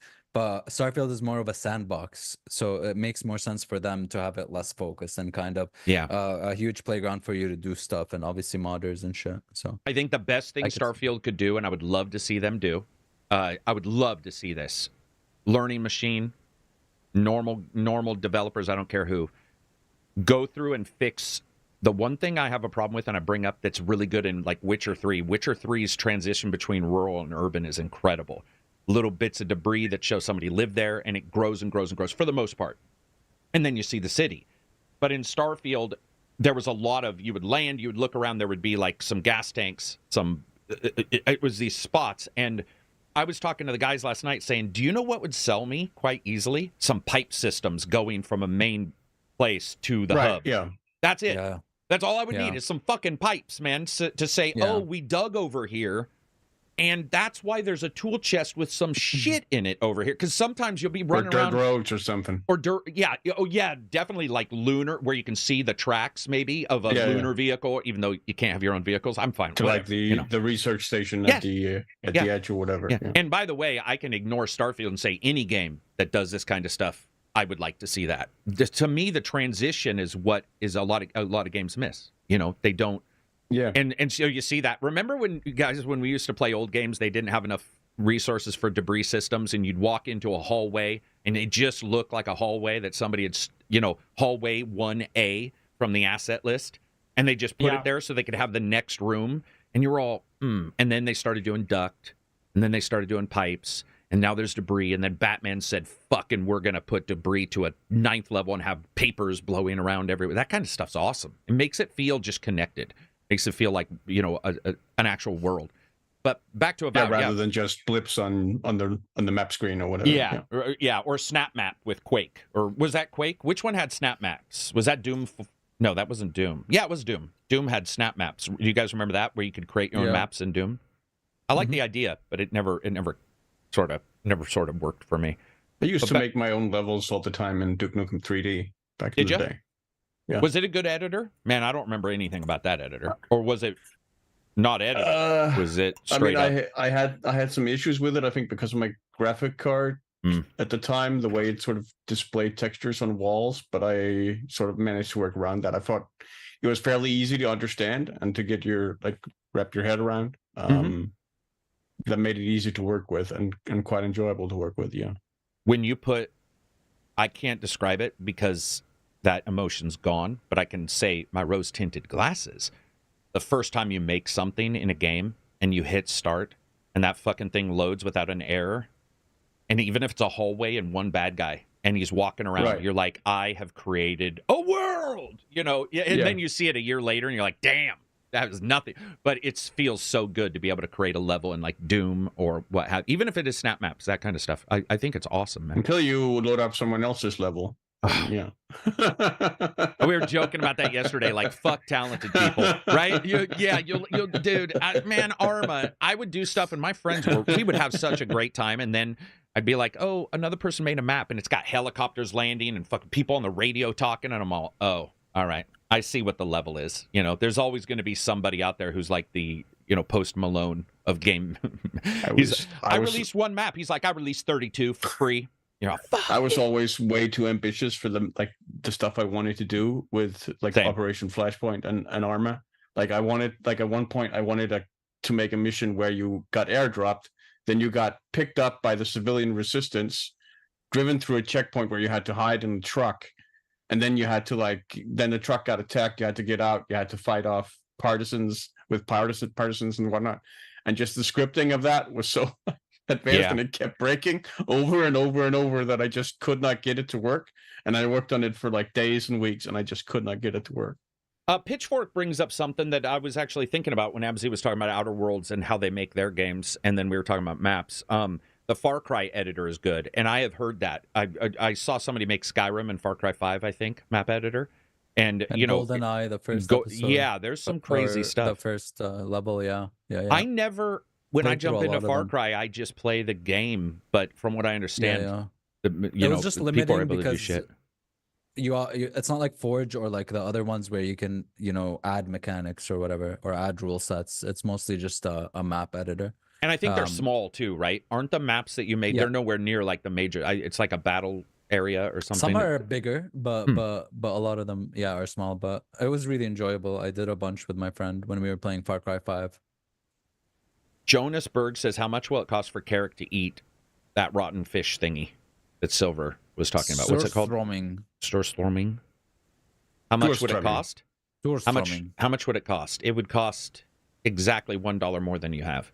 Benjamin says Far Cry was just a tech demo for CryEngine. Far Cry 1? I don't know if I believe that, because Far Cry 1 was fucking awesome. Yeah, I don't know. If it was awesome tech demo, because I played the shit out of that tech demo game for years. Far Cry was one of my favorite games. This popped up in Discord, and I don't agree with it. But I'm not going to tell you what I don't agree with. I'm going to ask you, which Crisis is the best one? One. Okay. That's the answer. Are we in agreement there? Crisis Warhead. Oh, that was a console Crisis, was it not? No, that was the expansion pack for Crisis. Was that the expansion pack for Crisis? Okay. Yeah, the one that made you play as a Psycho, like the Jason Statham character. I never played that one. I don't know if I played that one either. Yeah. Well, but Johnny? one just had the most. Sorry. Go ahead. Yeah, I was just gonna say, for me, I like two, and I played a little bit of 2 and 3. I didn't play too much, but they felt way more linear than I would have liked. I just liked setting stuff up for 1, like being in these little open areas and doing stuff I wanted to do, approaching combat the way I Far wanted. Cry 1, hasn't aged well or whatever, but at the time, I remember just playing with friends and scoping somebody from a long ways away. The AI was on, because I was so accustomed to old console games where the AI wasn't on. You could kill people if you could get the scope, and you could shoot, where they'd just be like, frozen in time because you weren't within their circle rate.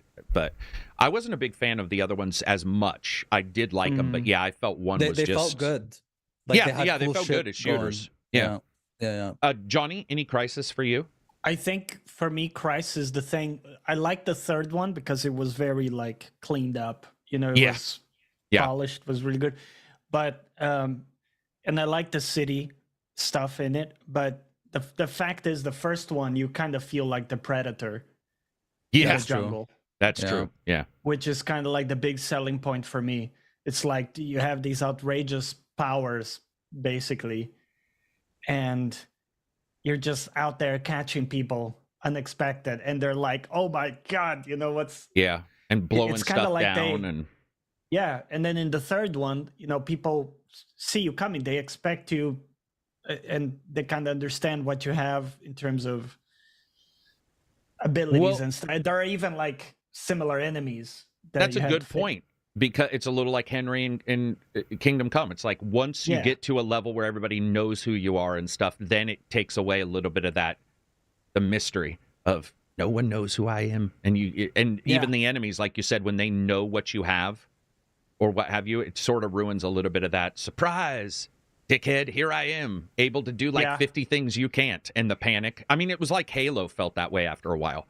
Once they, Covenant knows who you are, all that kind of stuff. It's some of the mystique was gone. Where everybody in the first sees you one, coming, everybody knows perfectly. And the game devs have to balance it so the enemies have a weapon that just happens to be at the same shield harmonics rate as yours, so it destroys your shield. And you're like, come on. Yeah, the kryptonite. Yeah, stuff. Every game's got to have the kryptonite once you get to number 2 or 3. But I'm reading here, it looks like Crysis Warhead. I remember 3 had a bow, played 2 a lot back in the day. Love the bow. Okay, so apparently the bow was a big deal. I don't remember the bow. Wait, you could add add-ons to the bow, though. Couldn't you? I feel like you could put a scope on the bow and stuff. Maybe I do remember that. It's been a long time since. I think the bow was also in the second game, wasn't it? Well, I believe it was, but for some reason the third makes me remember a radial dial with a bunch of options, almost confusing. Like there was almost... Yeah, they definitely were expanded on it. They made it more console, controller. That's what friendly. I feel too. Do you know what it reminds me of? Deus Ex 2 Shadow War, which I liked. Deus, it was made for consoles, and so it felt different than Deus Ex 1, and I think... What are they? Human... What is that called? Mankind Divided and Human Revolution? Yeah. Where they went a little between all of them. Yeah, it's like the Crysis 2 and 3, I think, were influenced heavily by the CODs blowing up. All the COD 4, and then after that, everything, Everybody sees a game and is like, we need that. Yeah. And we need a little bit of that, even if it's not the full part. You can tell. Yeah, you can definitely tell. Next thing I want to talk about is Xbox games are leading on the PlayStation Store. So this is a little... Okay, listen. It's fine. It's cool. Xbox fans are like, ha-ha! Ha-ha! Xbox games are number 1 on the PlayStation Store. I do have to say a couple of those are the Activision titles. And so if we're sitting here, and everybody's dissing on the fact that they bought Activision, it's like, technically, not really it is Microsoft, but you get my drift. It's like, it's sort of, even if you remove those, I still think it's at least equal to or whatever. But basically, the big deal was that Microsoft titles on the PlayStation Store, they had more in the top 25 than Sony. I don't know why 25 was chosen, because maybe that is the only way they won, and at 20 it wouldn't be that way. I don't know. I didn't check. But regardless, games are selling well for Microsoft on PlayStation, which, whether you like it or hate it, welcome to the future, and only the starting of the future. The rumors that are going around are insane. Games everywhere. Yeah. I'm all for it. I get why people celebrated it. I do, because people are like, oh, we're constantly, this is kind of we're being shit on or what have you, or blah, blah, blah. And now they're making money on Sony. Guess what? Every sale, Sony's making money too. So at some point, Everyone's just happy. calm your fucking jets. Like, just calm down. They're more mad than the people running those companies, I feel like, you know? The people running those companies are like, hell yeah, dude, more cash flow. Yeah, yeah. And the console, whoever owns the store is getting money. So it's not like, and Microsoft stated that openly. One of the reasons in the past they didn't want to do it is because, you know, their competitor is going to make money. But at some point they looked at it and were like, okay, no longer makes sense. Shit's changing, guys, man. Oh, there you go, Lawman. The world will be okay. Exactly. Yes, so true that. Everybody will be fine. And at some point we'll all remember this, like the first day we bought horse armor in Skyrim. Lawnman says, or not Lawnman, Sailor Mercury says Xbox gets crapped on a lot, so I think people are celebrating a win. Listen, Xbox was number one for a while against the PS3, and people still did this. It doesn't matter. It's just console warriors. But regardless, games are selling on multiple systems. Expect more, not less. Microsoft's got a taste. Sony's got a taste. Nintendo. If the Switch is powerful enough, you're going to see, you know, some day-and-date games that I think make people go, oh, what the fuck? But who cares? Oh, damn. Yeah. Yeah. Who cares? If you, I mean, I don't know if you guys saw that, but Activision said we continually talk still about WoW being on the console. Go for it, man. I think it's a matter of time, man. Well, dude, they just added keyboard to like 6 games on Microsoft. On the cloud versions. It's like, you know, somebody at Activision right now is coding that. Like standard almost. Yeah. And then the other thing is, we figured out some really good systems to make controller work with even these busy MMO games. Like Final Fantasy XIV has a great controller implementation. Kudos like to them. You know, other games do a really good job too. So it's kind of like a cracked problem. Yeah, you know, people can take that and build. You know what? Even Arma. They has already done it. have even controller. Arma. Sorry, that is true though. Go ahead, Abzi. WoW has had controller support a beta for a while now. They're definitely doing something. Yeah. I used a YouTuber's, I can't remember if you were here on that podcast, Abzi, but I used a YouTuber's template that they had for WASD or whatever it's called on PC. And I played a lot of it was Star Wars Knights of the Old Republic on a controller. And it actually worked quite well. I was like, all right, man, this works for me, you know, because sometimes I don't mind having the keyboard and mouse, but sometimes trying to get it propped on that platform isn't really necessarily comfortable, but I want to sit on my couch, feet up. I bought a couple platforms to try to do it and never felt exactly perfect, but the console actually worked pretty well. Let's see. WoW on consoles is not happening soon. They need to trim a lot of skills to make it possible. Incorrect, as we just said. That is absolutely not what they will do. They will have mouse and keyboard and just say, you need to meet us halfway. Yeah. Mm-hmm. Yeah, they're not going to sit there and worry about the console stuff when it comes to the controller. They'll be like, USB keyboard now works. Figure your shit out on your own. Where do you feel we're at with like RTS games and controller? Because I think you tried Age of Empires. I did. Age of Empires worked great, but it did not work as good as mouse and keyboard. I need it worked my great, hotkeys, man. Yeah. They did, by the way, I think Age of Empires is probably the best. It really does work on the controller. It gets you 90% there. Gets you 90% there. Yeah. And Steam controller, I know a lot of people love the haptic Steam controller thing, but that was always going to be an outlier because the consoles don't have them. You know, until the consoles have those kind of things. You could possibly use a PS5's little sense pad or whatever, but that thing for me has really bad sensitivity. There's times where I'll hit it, it won't go off. I haven't been super in love with that. My tragedy with the Steam Deck is that it has this haptic feedback thing. It feels great, like the feedback and everything, but I haven't found a single game where that has worked well for me. And I know I can dial in the sensitivity, but to be fair, I bought the thing to just plug it in and play a game, not to like... because I think Abzi and I completely disagree on the other thing for the PlayStation, which he likes the haptic triggers, and I absolutely despise them. I'm a huge fan of vibration stuff, I'm a fan of vibration, not a fan of the pushback. I don't want my thumb being impacted by twisting on the controller. Yeah. It never felt right. Like the force back? The force back. It just didn't ever work for me. Go ahead, Abzi. No, I thought it worked great in Returnal. It has a mechanic for that where if you press a little bit I hate you can it. aim, and then I love that type of shit. What was it? You press a was little it. bit, and what happens at one And shot? it's a normal aim, and then if a you press different it shot. down, it's like the weapon's Oh, right. ultimate. Right. Yeah. I think it worked good for me, but I'm liking those advancements and controllers. I Like do too. tactile I kind of like stuff. I don't blame them for putting it in there.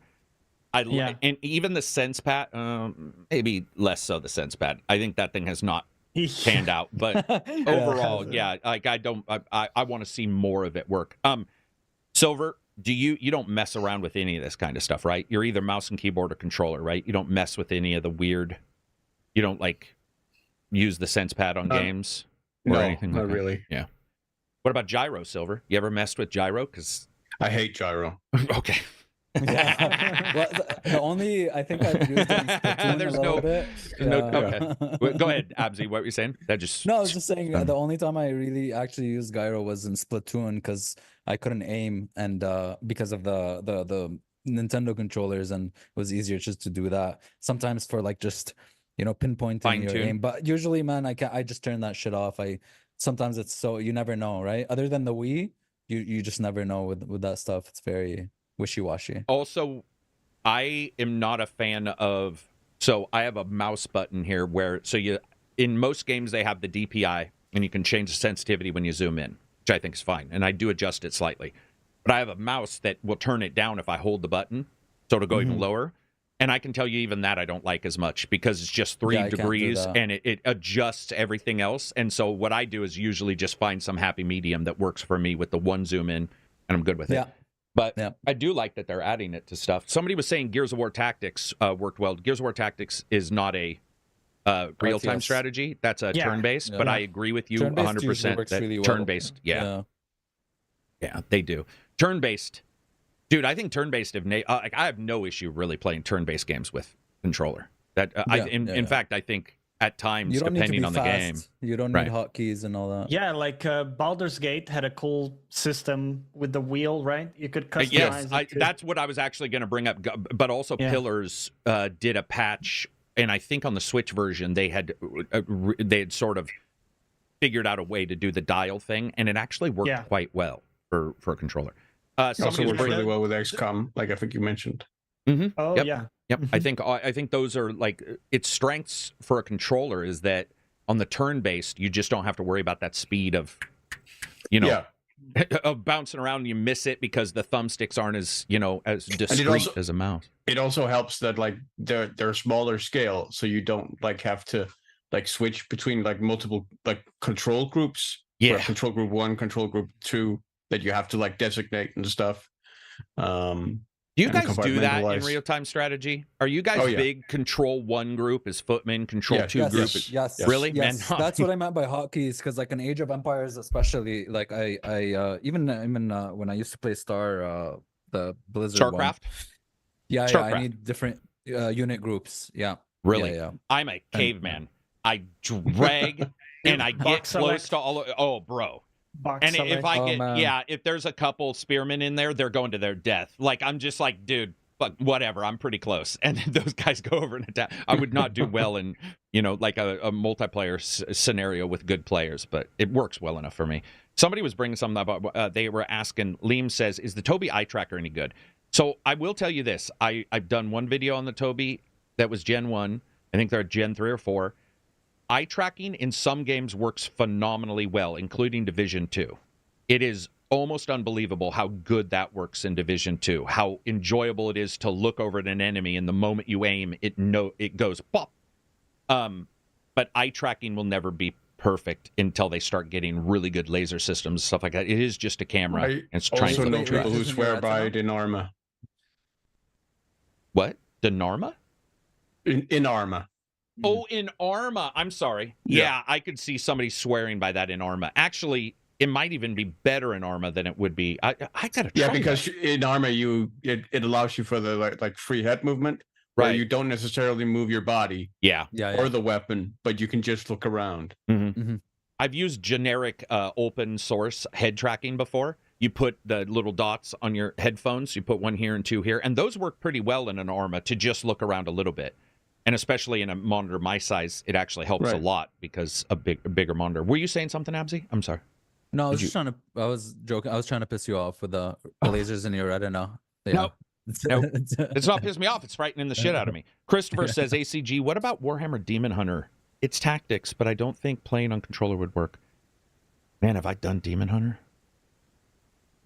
I don't know if I've done Demon Hunter yet. Have you done Demon Hunter, Silver? The Warhammer Demon Hunter game? There's like 18 Warhammer games. There's so many. Yeah. No, I don't think so. Okay. Is that I the think the same as latest one I Plague played Hunter was- or Plague something? Go ahead. Sorry. I was just talking. Was Chaos Gate, the XCOM one. Is that new or is that? Do you mean the old? Like is that? Well, the a couple other of- one? couple of years old now. Oh, couple. Yeah, Um, that's you did a review on it recently, yeah. But recently I discovered I had no idea, but there's Warhammer 30K and Warhammer 40K. Are those I don't two- know about you, Yeah, Silver. 30K is Horus Heresy, I believe. There's only 40K. Okay, because I don't my It's brain kinda never the- like the caught that. prelude. It's always Warhammer. They don't call it 30K though. Okay, It's gotcha. like the Horus Heresy timeline, I think. Oh wait, Gotcha. Christopher's just talking about a turn-based game. He's talking about the turn-based one. Turn-based works on a controller. Yeah, we're talking about real time. Yeah, sorry if you're talking about the one I reviewed. I didn't remember it being called Demon Hunters. I thought it was Plague. There's Plague something Chaos that came Gate, out. Demon Hunter. Remember that's the one where Yeah, that's the one that. But it's turn-based. We were Yeah, talking about real it's- time. So yeah. I thought he meant there's a real-time Done. ARPG one that came out. Oh, That I gotcha. thought he was Yeah, talking yeah. about that with it, and I still think controllers are a little Martyr behind or the some scenes. shit. Yeah. Yeah, there's so many Warhammer games, and there's they're a all couple. medium, Yeah, right? yeah. It works. I think it works reasonably well with a controller. The newer Chaos one? Gate. Yeah, Chaos Chaos Gate Gate. does, I think. Yeah, there's one that came out that I always get PR on, and I keep saying the word plague in my head, and I don't know if that's what it's called, but something I think with a plague word in it, and I think that one's an ARPG if I remember right. I feel like it was real time or some kind of real time. Let's see. Yeah, Chris, I did review that one. Sorry, we were talking about RTS, not turn-based. Wizard of Smoke says, off topic, Microsoft has announced Manor Lords as console and cloud Game Pass release. A lot of folks are under the impression it's PC only. Gotcha. It is not console Game Pass release, actually. That comes later. It is just PC at first. They don't even have a date for the console. That's why a lot of people are a little confused about it. There is no actual date for the console. Is early access? Does it happen on console often? Like early access console games? Elite did it, and Elite, they dropped support completely for the console versions, which sucks. But yeah, EverQuest, I believe, or Everspace was also, I believe. Interesting. I think there's Random. also quite a few of those like survival early access games that Right. release Yeah. on console as well. Yeah, There you yeah. go, Grounded. They have was they one have of a Grounded. Yeah, true. They have this term. Oh, Warhammer Realms of Ruin, Plague. I was close, but yeah, they're both ruinous. Yeah, you're right. Ruin, that is what it is. Plague. Ruin, Plague. You know, it's terrible It's no in matter there. what. Don't nah me. I was very close. It was within a couple letters, a couple dozen. I would say with Microsoft, they have a term for their thing. It's not early access. They have a term for it. It's like, but it Preview. means early access. Preview. Yeah, Game preview. preview. That's Yeah. what it is. Yeah, game preview. Yeah. And I've jumped into a couple. I believe Elite was one of them. Like I said, some space games. Silver was right. Probably some survival games, that kind of stuff. But I don't mess with, early access much. It's just I'm always a little nervous about it. Let's see. Chris says, my fault. I just thought those games are hard to play without a mouse and keyboard. Yeah, I don't think the turn-based ones are too hard to. I haven't had an issue with Warhammer stuff. It's if they support it and they support the hot tabbing. Where if you hit right, it goes up. I don't want the soft mouse is always a little. Right. Oh, yeah. Oh, man, I question. don't like You don't want to move a cursor around. Yeah, No, please Destiny, stop. you're Assassin's moving the Creed, stop Assassin's doing Creed. that, Yeah, man. dude. Please. And what's weird is Assassin's Creed could do both if they wanted. Hey, you want the Yeah. soft cursor to if just you use want to the take a bunch D-pad of time, you versus- jackass, we'll let you. But the rest of us, the not Harry heathens, Potter did it, Oh, did Harry Potter do it? Yeah. Yes. That was one of Johnny's complaints, actually. Let me the tell you about menus, Harry yeah. Potter. All I remember about the music or the menus with the music in those Yeah, menus in Harry it was Potter. great. It was great. So At guess least the there was music that soothed made my it soul. bearable to Yeah. go through the menus. Yeah. Yeah, just maybe. so I mean, bad. dude, I did sit in that menu for a while and listen to music. So Yeah. maybe. Yeah, I mean, you I have could have to, even because the talked about it in the menu review, sucks. but I. Wow. So- Okay.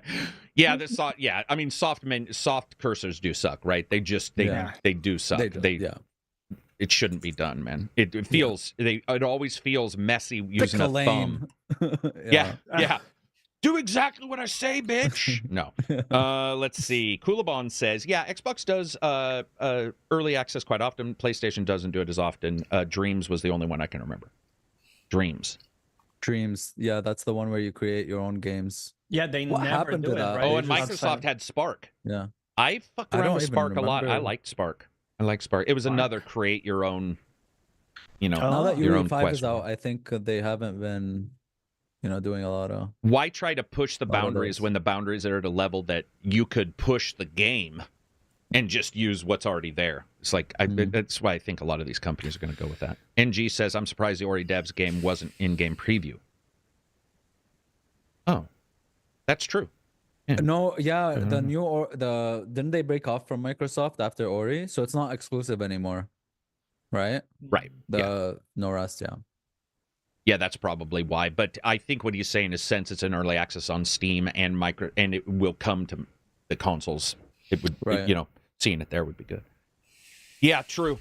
But back to the fucking jeez. That went off. We were talking about so Microsoft's selling well on the store. I did see some people joking around about it, teasing each other, but the long and short of it is just it's just really good news, man. It's good news for gaming right now. The industry isn't in the best shape, so I'd rather take that, and we can figure it out later. I think it's a positive thing. I can't see anything negative about it. I'm sure somebody does, but for me, seems pretty positive. I asked a bunch of people if they had stuff on Twitter, and I've done this before, and I have forgotten to go to them, and I'm going to do that now so I don't forget the Twitter peep. Chris says, glorious, just because of the podcast. Rig says, looking forward to it. Just trying the EA for No Rest for the Wicked. Think it's looking great, but many games seem to get harsh reception on Steam recently. Do you think this is a new trend, or if the mixed rating is accurate? I do think mixed is accurate, but I also do agree with you. We've talked about it a ton of times. Steam reviews can be a little wonky. Ransom says, "What's your ideological favorite?" Sometimes. Sorry. Oh yeah, no, that's a good way of saying it. That is exactly what it is. Yeah, a little demagogue. Ransom says, "What's your favorite vocation, ability, or weapon in Dragon's Dogma 2?" Oh man, it's so hard to choose a favorite, man. Maybe I should just go with the two-handed, the warrior.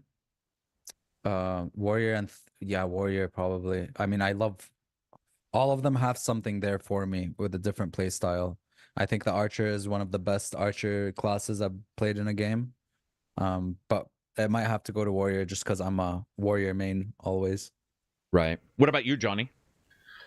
For me, the magic archer was my favorite because at least the way I played it was kind of like auto attacking from a MOBA.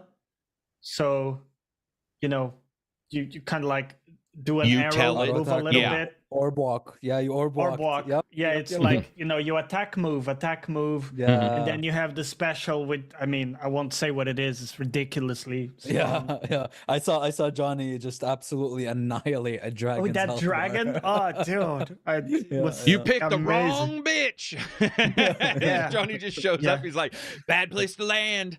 What about you, Silver? What's your weapon, vocation, or even location? We can talk about it. Is there anything in Dragon's Dogma that stands out in those places for you? Yeah, I mean, it's hard to pick one, but it would probably still be fighter for vocation, because of the sword and board, and then maybe the plunge skill, because when you get on top of an enemy and you use the skill where you plunge your sword into it, like if you plunge it into the weak point, that feels incredibly satisfying. It feels good, doesn't it? Yeah. I will say the fighter is the best sword and board gameplay I've played in a game, bar none. Yeah, mine would be fighter as well. Yeah, fighter is, I'm a basic bitch. I have no problem admitting that. When I got the advanced stuff, I would go, okay, I'm going to play with it. And then I would always find myself missing something in fighter. Yeah. I think also launching somebody is a cool teammate mechanic. And there's a couple others, but they don't all have teammate. And I I killed a lot of dudes on accident. And I love the counters for But, fighters. Yeah, So the counters fun. were fun, and there was just something about, maybe that's what Absy said is right. Maybe it's just the better of the sword and board in any game, so therefore I liked it. I don't know, but Fighter was, and this is going to sound really stupid, but I think it's because I got 2 upgrades, the sword and the board. That sounds really dumb, but if I just had a 2-handed sword, it's 1 weapon, and that's it. And there was something about being like, oh, I got it, I have a shield and I can, and it looks a certain way, and then you can also upgrade the sword and the shield. Or the mace, Or the mace. Oh, right. I would say that Trickster is the one that did not turn out to be as cool as I thought. Yeah, I love I agree. Trickster. I love Trickster so. Oh wait, yeah, Trickster. Yeah. I thought you were talking about Thief. I like both of them. No, Yeah, I'm talking about Thief the is great. Trickster. The Thief's fine. I like the Thief a lot, almost as much as the Fighter, but the Trickster, it does change the way combat plays, but I don't know if Dragon's Dogma has enough flexibility. Yes, to I make think that. it needs more opportunity. It does. Yeah, That's the opportunity. thing. shine. That Right. the Yeah. cool moves from Trickster happen so seldom, so uncommon that your bread and butter is pretty boring. You're buffing your team, you're smoking dudes all Yeah. day. I Dude, don't know. yeah. I love the buffing team like play style. Like I like being Yeah, support, and in it's games, powerful. And I loved like summoning that dragon head to like CC enemies while I with Here's my pawns. biggest problem. The game is already a power fantasy no matter what class you get to at the end of the game. You're just annihilating Mhm. people.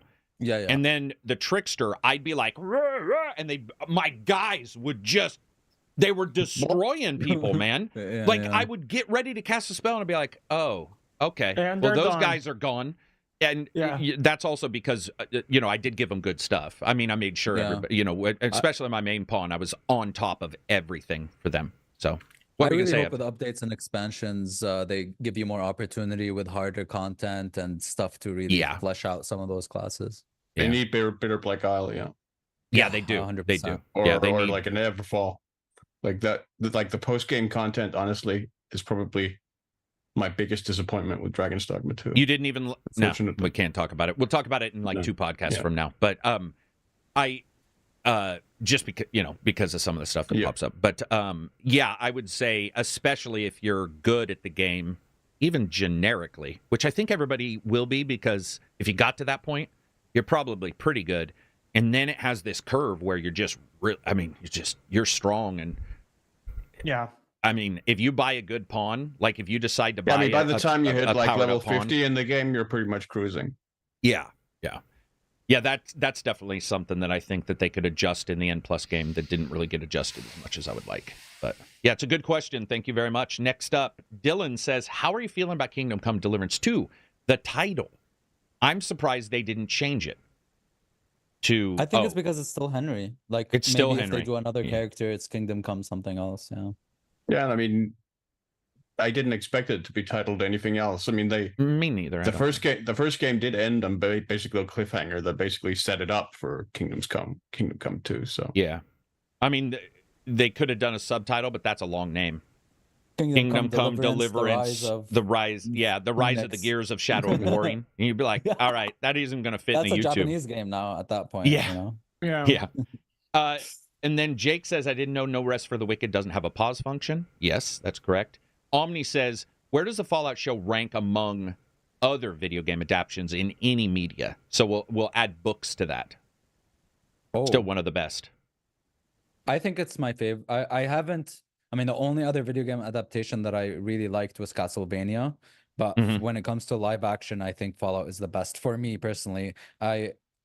It's the only one I actually really liked. I don't usually like live action adaptations, but I haven't seen The Last of Us. So Oh, that's okay. where I Interesting. am.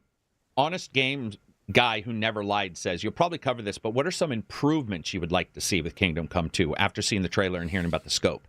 So true improvements, but less bugs, because Kingdom Come was somewhat buggy. yeah. I would like Yeah. to see Somewhat. heads not disappear when Silver was playing and everybody had no head in his village. Fewer Um, crashes. Fewer crashes, yeah, all that kind of stuff. Let's see, what? I didn't mind the combat, so I'm just going to say if they want to smooth it up a little bit, great. I want it cumbersome because you're a dude in armor and it's a simulation game. And I'm fine overall with what I got. What else would there be? Other than graphics, I think they definitely need to rebalance it for the higher difficulties, though. Yes. It really stopped being fun in those because it would just be counter, everybody countering, and yourself countering all the time. Like with the master strikes, it would just be constant master strikes, and you couldn't do anything to avoid like master strikes. Really, that killed a lot of like the flow and momentum of the combat that made it satisfying. Yeah, early game had better combat than late game, in my opinion. Yeah, we're seeing that in a lot of games. Even if they update stuff and make you, it seems like they're falling off on that part for whatever reason. Maybe quests. So I'm not saying Kingdom Come's quests are bad. They're not at all. But I think, no, that's not what I'm trying to say. I felt that a lot of Kingdom Come's quests were a little too generic. And what I'm hoping to see, because he's going to be a lord now or something to that effect, I want to see him really integrate that. I don't want Henry to go and get a pail of water. I don't want Henry to have to do so it's not even an improvement. I just hope they reflect that Henry, more politics and even or knights and jousting. Like, hey, you were dishonored. As Henry, you got to go out and maybe occasionally. You're not running errands for the miller anymore. Yeah, you know what I mean. Yeah, just like that's not even really an improvement. It's just I hope they reflect Henry as being. I mean, we worked through 60 hours of gameplay. Reward us by saying, here's your next level of shit you're going to have to deal with as Henry. And you could still not screw, but you can still have some crazy shit going on as Henry, funny-wise, like certain quests we all talk about. Z Trek says, how about getting some recipes for food from you and Abzy? Wednesday podcast made me hungry. Dude, I'm saying every single time I talk to Carrick, I get hungry because we end up talking about food. We do talk about food a lot.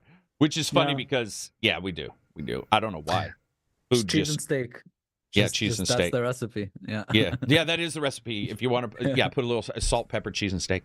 I will say I've tried a couple of Andy Lanique's. So Andy Lanique has 2 cookbooks, I think. Or does he just have one? But he's got video game based for gamers, right? I think he's got one themed for a game. I think he did one just for or maybe it's Final Fantasy. He gave me the one, I think I've got both, but the one I use primarily is just generic ones, and it's got all kinds of recipes, and they're really cool. They're like, playing with Final Fantasy stuff, playing with those kind of foods, and I've tried a couple of his that were really good. And he made me cook, which I hate him for, because I'm definitely the person who's, microwaving a piece of cheese on a piece of bread to eat it quick so I can go do something. I'm not a big cooker, but he's got some ones in there that are really not too hard, which I like. You can just it's just a little add-on to something that That's you might make. That's one of the reasons normally. I love Italian cooking so much. Why? Because it's just it's basic. It's basic and very easy for the most part. Yeah. Yeah. Versus like long-term stuff. Yeah. So I would say if you get a chance, check out Andy's cookbooks because his are gamer based and they're sort of fun, especially if you have family. See, my family members don't care about games. So if I'm like, I'm going to make you a Diablo cinnamon muffin, they'd be like, who the fuck is Diablo? Like that, isn't that hell? Like, what are we talking about? Is that a demon? Cinnamon? Oh, yeah. Chupacabra. Yeah. I'm going to make some Final Fantasy tuna dish. Okay. I would never say that out loud, but you know what I mean? Something from Final Fantasy. What other food stuff have we talked about lately? I've been pretty generic in my grub. Been very generic year. Pop-Tarts, and we were talking about stuffing Pop-Tarts are done, my friend. Done. Oh, really? I haven't had Pop-Tart. Yeah, I've had Pop-Tarts since that fucking power outage. Did you have a bad experience? I'm done with Pop-Tarts. They're never entering my life again. Done. All right. Like, cool. I had them, and I remember sitting up late at night, encrusted with debris all over my face and beard. I looked like I was the Unabomber because I hadn't shaved. The power was out for shaving, and I remember looking at myself in the mirror in the dappled little light from the fucking sun coming in. And I was questioning your life decisions. Dude, by the 11th day, I was questioning everything. I'm like, it really did psychologically. Oh, you know what else it did, though, which was really sad? It affected one of the dogs. I wasn't aware it would do that. Oh. But he's changed his mentality completely. 11 days without light, he's way different. And it changed while it was. I remember telling my wife, I'm like, is he starting to act like almost like in a weird skittish cave dog way. He's starting to act weird, and he never ever returned. He's a totally different dog now, and it's sort of depressing because I know that's what happened. Like you could watch it, his action towards me even, and I think that's because I'm loud. It was dark. You know, they're seeing this like loud, dark, crazy man walking around the house, and loud sounds occasionally happening from like generators starting. I think unfortunately, it scarred him. Damn. Scarred me. Hey, caused me to stop eating Pop-Tarts. What else do we got? Let's look at there was a thing. Discord. Go for it. Sorry, yeah, I didn't include this, fine. but there's this new game called Gray Zone Warfare, which is kind of think of it. What if Arma and Tarkov had a baby? That's what Gray Zone Warfare is. So it's like a big persistent world. There is like an extraction aspect to it, but it's all done real time in game, so you can move between your base and the actual environment where the enemies are and stuff, and do quests and come back. But it's more PvE focused than PvP. They're calling it PvEVP. So PvP is supposed to be very, very rare, and the main focus of it is like infiltrating enemy bases and taking them down. What's and it stuff. called? And so it's called Gray Zone Warfare. The devs are it's still in alpha, right? It's an alpha, so now they're just doing a week of like alpha testing with a bunch of streamers and stuff, and dictating where they want to move on from there. And it's looking pretty neat. Obviously, it's still an alpha. The UI is sucky. It looks good. I'm looking at a trailer right. It looks very nice. Okay. It's UE5, and it's just everyone's so impressed with how good it looks and how well it runs. Apparently, it runs very, very well for like such a large map. Especially compared to Tarkov, which is running on Unity and runs like complete ass. Or if Arma. the map is bigger, or Arma. Yeah. But what I want to see from that is something like Arma, where they give players a lot of tools to make their own servers and have their own things going on, because that also would combat, cheaters and all that kind of stuff. I'm looking at it. It definitely looks like Arma, but better graphics. I can't tell how the squad commands are, because Arma has a lot of AI you can command. But what I'm seeing here looks way better. Like there's no drawing. Sorry, go ahead. 3 major factions and squads of 4 in each faction and stuff like that. Yeah, this looks really good. Damn. I didn't even know. Did you, Silver, did you know Bohemia's released their, like, I guess you'd call it like Warzone copy too? Or it's coming out here soon? There's a weird name for it. I was getting a bunch of PR emails from them. It's Bohemia's side game. Yeah. I'll check these out. They're a little hard to jump into, but that actually looks really good. Yeah, it's not available for the public, but I'm sure you can request keys and stuff. But yeah, it's looking really good. People are liking it a lot. Obviously, a lot of the chats and stuff don't understand what a pre-alpha game is. Oh yeah, but for a pre-alpha game, it's looking fantastic. Great promise. And who makes it? It's new devs. I forgot. Wait, let me see. Gray Zone Warfare. They're new devs, and they're like big fans of. There's devs from Kingdom Come in there. There's devs from I think Dragon Age or something, and devs from Left 4 Dead, like random, like they're just, how there's been a lot of layoffs and stuff. Yeah, there's been a lot of layoffs and make new stuff. Companies. So that's like a bunch of talents from all over the place. They had a interview. One of the streamers had an interview with the CEO, and he seems chill. He seems to get it, what players want and what he wants, because he's apparently like a Tarkov player, and so he was talking about like his plans and how to combat cheats. He's thinking of like machine learning, anti-cheat stuff, and talking about how he just wants to make a game where the tools are there, the world is there, and he wants players to kind of make their own story out of it, kind of like EVE Online and stuff like that. So it shows great promise. I hope it turns out good. There's another game also in these list of like titles that are coming out. Soul Mask. It's a survival MMO, a little like Conan. But I've been seeing some talk about that. That looked pretty good too. There's a lot of these games coming out that I'm not even hearing about though, because I don't think I've heard anything about this Gray. Or about this, what's it called? Gray what? Gray Zone Warfare, Gray Zone, yeah.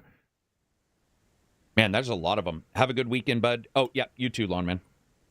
There's a lot coming now. In that community in general, like the Milsim community has been wanting new stuff. Well, dude, I like Arma, but Arma's one of the better, more advanced milsims, but it doesn't matter what you have. Arma, even if you crank its graphics, it doesn't look current anymore, and it still runs like hammered dog shit. I mean, So it's like- Reforger looks pretty good, I think. Reforger looks pretty good, but I still have graphical issues in that all over the place, like shadows and stuff. It just feels like the tech is a 0.5 jump versus, well, like this one versus this one. If you look at this one looks like, oh, that's sort of what I was hoping Arma 4, if that ever came out. But Reforger does look better, yeah. Sam, $5 super chat. Fantastic Four. Happy Friday, dudes. You guys are my gyros. I don't know what that means. We were talking about You mean for gyros the aiming? earlier, Yeah. I guess. Isn't that also the spelling of the food? There's Yeah, like a gyros. food. Yeah. The Greek. Yeah, he might Oh, mean that. Could yeah. mean either one. He could mean he wants to eat us or just wants to hang and play games with shitty controls. One of the two. One of those two. Let's see. The next up, Knucklehead says, do you guys have an example of a game that made you anxious? Horror games may be the obvious answer. And if so, which one for you specifically? For me, though, some games that made me incredibly anxious without being intentionally scary were Control and Mirror's Edge. Control gave me a heavy sense of I can see impending Control. dread. Mirror's Edge, the original, had an early mission where you're being chased, and that's one of my biggest pet peeves. Oh, being chased. Oh, being Yeah, chased, man. Being Yeah, chased same is here, same yeah. here. Being chased is definitely something that I'll start to go like, what the fuck? Yeah, I got like even Metroid Prime, the new 2D one, Dread. There were some moments when those robots spot you or whatever, and, And they're you're following running you, away from and you get on like the 2D. you know, I just want to leave. Tarkov it gives me a lot of anxiety. Yeah. Yeah, straight up Tarkov. Let's see. What games make any for you guys? Silver, I Johnny? had that with Alan Wake 2 because Oh. the camera was so close to the character Mm-hmm. that your peripheral vision was 0. Yeah. So the times where good I was point. being chased and it was dark as hell, right? And I'm trying to like run along this path in the jungle or whatever, and I can't see the path because it's too dark. I'm getting chased. I'm now like getting stuck in a corner because I can't tell if it's a corner or if it's a path. And then of course, like I get caught, and I definitely got pretty anxious. That almost sounds like anxious should be replaced with the word frustrated or pissed as hell. Your description Yeah. degenerated to what sounds like. Would you Well, say but that it Are went into? you bawling when you're anxious? Like, Right. That's a But I mean, negative were you kind of- becoming frustrated? Because it sounds like Yeah, that's as actually hell. frustration. Yeah, it I get was. that. I definitely understand where that's coming from. What about you, But Silver? I think it's go also a just to wrap that up, I think it might be also a visibility because I'm colorblind. So it might be that other people can see the trail perfectly I get and what I you're saying. couldn't. So therefore it was an extra. Is your version of colorblind where, let's say, the trail's brown, you just see gray everywhere, or do you see what? Is there a game you So- can tell me I saw something and you didn't, kind of thing? The easiest way I can describe it is sometimes purple and blue look like the same color, and sometimes lime green and yellow look like the same color. Oh, damn! Those are indicators for enemies too. That would be rough on good So- guys. Yeah. So sometimes some stuff blends together if they have a combination of those things. But yeah, it's not as clear cut as that, and some games just a Right. visibility aspect, you know. Have you ever? Would it help you when you were playing? I don't know if it'll make the game look like shit for the other colors. Does contrast help you if you crank the contrast or you adjust the contrast up so a certain color moves into a more noticeable color? But I guess it would ruin the good colors you can see, right? It would probably ruin those. Yeah, that could help probably. I've had only a very small amount of games where I had an issue. Oh, really? That's also the thing. Yeah. But So- unfortunately, it was in a horror game where you're being It was chased. in a horror. Yeah, I was getting Yeah, chased. yeah. So there Possibly the worst or possibly the worst situation. You know, it wasn't like you were playing Afterburner. What about you, Silver? Is there any games that like work on your anxious Yeah, buttons? a lot. But I think maybe let's go back 20 years in time, since we've talked a lot about like Arma and stuff, to Operation Flashpoint. There was a mission in that game where you got to fly like an A-10 aircraft. And after playing as like an infantryman on the ground, it was an incredible power fantasy to like blow up tanks from the air effortlessly. And then at the end of that mission, you get shot down. And the pilot you're playing gets captured by the Soviets, and then you have to escape from a Soviet camp. And you escape like very late in the evening. It's going towards sunset. You have no compass. You don't know where you are. And like you do have a map of the island, but you have no idea where you actually where the Soviet base is on that island. And it's getting like night is falling. It's becoming really, really dark. You don't have a compass, so you don't know really whether you're heading north or whatever direction you're heading. You do have the night sky above you if you can tell constellations, but that's all you got. And then maybe you can find landmarks, hope to find landmarks, or like find like a city, like a sign of a city that marks a city, so you know, oh, that city's here, so that's actually where I am, and I need to go this way. I need to follow this road or whatever. And all the while, there are like Soviet patrols and Soviet enemies moving around. That was something like, and you're trying to get to like a meeting point so you can escape back to your American lines. That mission was incredibly anxious, and it was also an incredibly like inversion of the power fantasy you had just had. Flying the Air-10 aircraft, and then all of a sudden you're left without weapons or anything, having to make your way back to American lines. Operation? I think it was Arma 2 that I'm talking about. It might have been Operation Flashpoint, because those sort of merged together. But there's a mission where you start out in the little manned sub as Navy SEALs, and it's nighttime. You come up on the beach, and then you have to go kill somebody. And it could have also been a made-for map by somebody. But I remember when I was playing that game, and you've got your, green doesn't work very well. Sure, it allows you to see at night, but you talk to anybody who uses night vision, they're like, dude, that shit's like, it's 2D. It's not 3D anymore. It's a screen in front of your face. All this stuff. And I remember being really tense in that. And I was playing with a friend and just being like, oh my God, especially because that game's enemy detection is a little superhuman sometimes, and then other times, like any game, it doesn't, and trying to worry about, some armored vehicle driving by and the sound of it and being covered and just, consistently worried, because that game's risk versus reward is, it's all, if you get shot, it's one shot, one kill, or, well, it's not that, but what I mean. Also like high risk.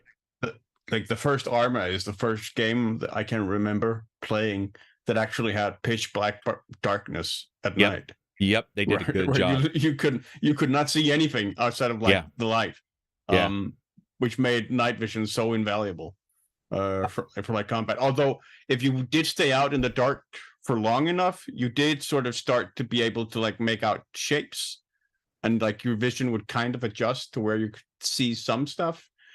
But yeah, you were effectively blind at night. For mine, it was probably Thief 3 Crucible level. I think that was... I like games that, like you said, where it switches from being in an A10... You mean the Cradle? Cradle, sorry. You're in your A10, and then you lose all the power you just had, and now you're a man on the ground. And I think with that game, I always felt in control, and then you go into that level, and you're like, what is happening right now? Like, this is weird. And then it just got creepier and creepier. And I don't get, like, scared in those games, but the anxiousness... And the mystery of it all was such a switch from what I was expecting that would definitely be like one of my all-time favorites. Did you hear the question, Abzi? Which was what game? Did you hear the question about is there a level or a game or like a level or experience that made you anxious? Like true? Yeah, or did you already give an answer? Before I said Tarkov. I've had it happen with Hellblade, because I was like already in an anxious state when that game dropped. Thankfully not anymore, so I want to play it before the second. Welcome to the Game 2. I had a lot of anxious moments, and also like being followed. Welcome to the Game 2 is like a horror game, but it's mostly about you're trying to surf the web to find codes to... I watched you stream that. Made that Did I not? video. Did I? You were streaming that? Yeah. That was like by far my most successful game to stream. Because I apparently had a good community. Yeah, I still believe our idea yesterday for a survival / mechanic for eating food in Fallout, it should be done by mod, which is where we were talking about I don't know if you were in there, but we were talking about if you eat, then it does what Hellblade does, and like if you eat tainted food, you start hearing things, you start going nuts. And we were talking about imagine having like binaural audio that's just slowly creeping up. The more you can eat the food, you get the bonuses, but the toxins build up audibly. Because in a lot of games, whenever a toxin happens, it's usually the screen turning fucking yellow with a it'd vignette. Be really cool if it was audible. But imagine it, and it's like you are terrible, or whatever. You're like, wait, what? Who's talking? Like I think a it's because first-person Disco Elysium. Where, yes, like, your innards but talk we to were you. talking about Hellblade. We were like, Hellblade handles that anxiousness so much, and people who get poisoned do hallucinate a lot of times, but you don't see that in a lot of games. It's like a movie where a guy's poisoned, he drinks a poison at the last second, and his liver's fine. Fuck you. Your liver would look like a cheese grater for the rest of your life. It doesn't just get magically better. So when you were playing the survival mod for Fallout, I was like, man, imagine what you could do. I wish I knew how to mod Fallouts, because they're far. I don't want to jump back in, but that would be a mod I would do. Is like a slowly going nuts kind of mod, or seeing the ghouls. What if there was there probably is this, but a horror mod for Fallout where you continue to see ghouls at night or what have you. You can get a perk, or not a perk, a penalty. Because I don't know if you guys remember, they tried in because in Outer Worlds, do you guys remember they had negatives in Outer World, and you could ignore them, which I found weird. It's like, do you want to accept this horrible negative? You're like, no. Like, I usually said no. I was like, I like the idea, but force it on me. Don't give me the ease of it all. Good question, Knucklehead. Spetsu says, do you guys have a game that you love even though you're really bad at it? Is anybody going to admit we're bad at a game? Oh, because you wouldn't play it continually. No, not that. Like, even if I start bad at a game, love is a strong, like a game. Maybe I like Rocket League, but I'm terrible at it, and I never. But if I love something, I will make a concerted effort to practice and play and get better and get better. That makes sense. I can't think of a game I love that I'm bad at. Yeah, a game that love is a pretty strong word, because I don't even love a lot of games. I'm trying to think of one that I would stick with if I was bad at. It's also good. Okay. Good. Go for it. Can I add something? I do. What if we change this to, what's a game that you wish you were good at?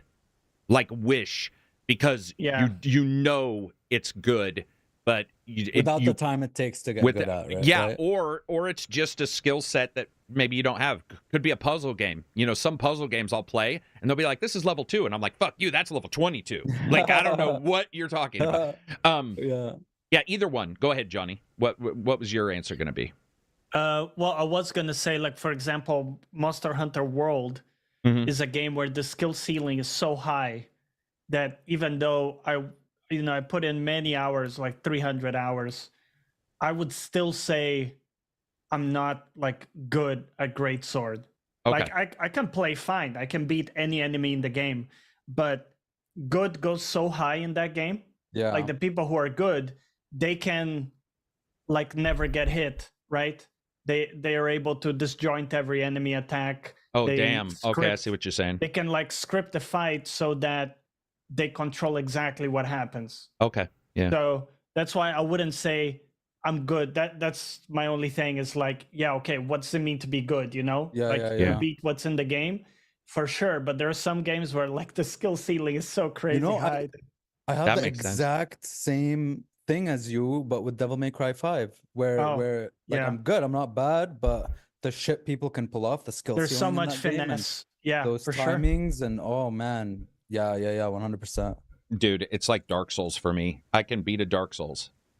But then I see somebody with an SOS controller beat Dark Souls, and I'm like, fuck you, man. Or like no hit, this time.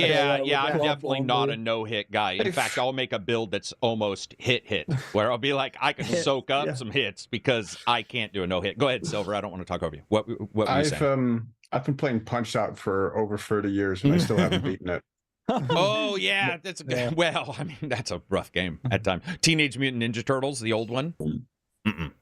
That shit was rough too. Yeah, the one that's known for being like redonk. Go ahead. It definitely is a game where I love actually playing it and the challenge of it, but I don't have the skill set to get through a lot of the like tougher enemies in the game. But I still enjoy playing that game quite regularly, just because like running that boss gauntlet is just a lot of fun for like the engagement of hitting the timing and whatnot, in a way that actually feels somewhat similar to Tetris.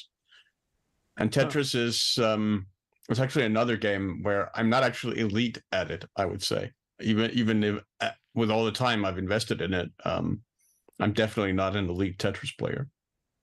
Yeah, no, I get that thought. It's funny you mentioned. So I don't think I've ever beat Punch Out.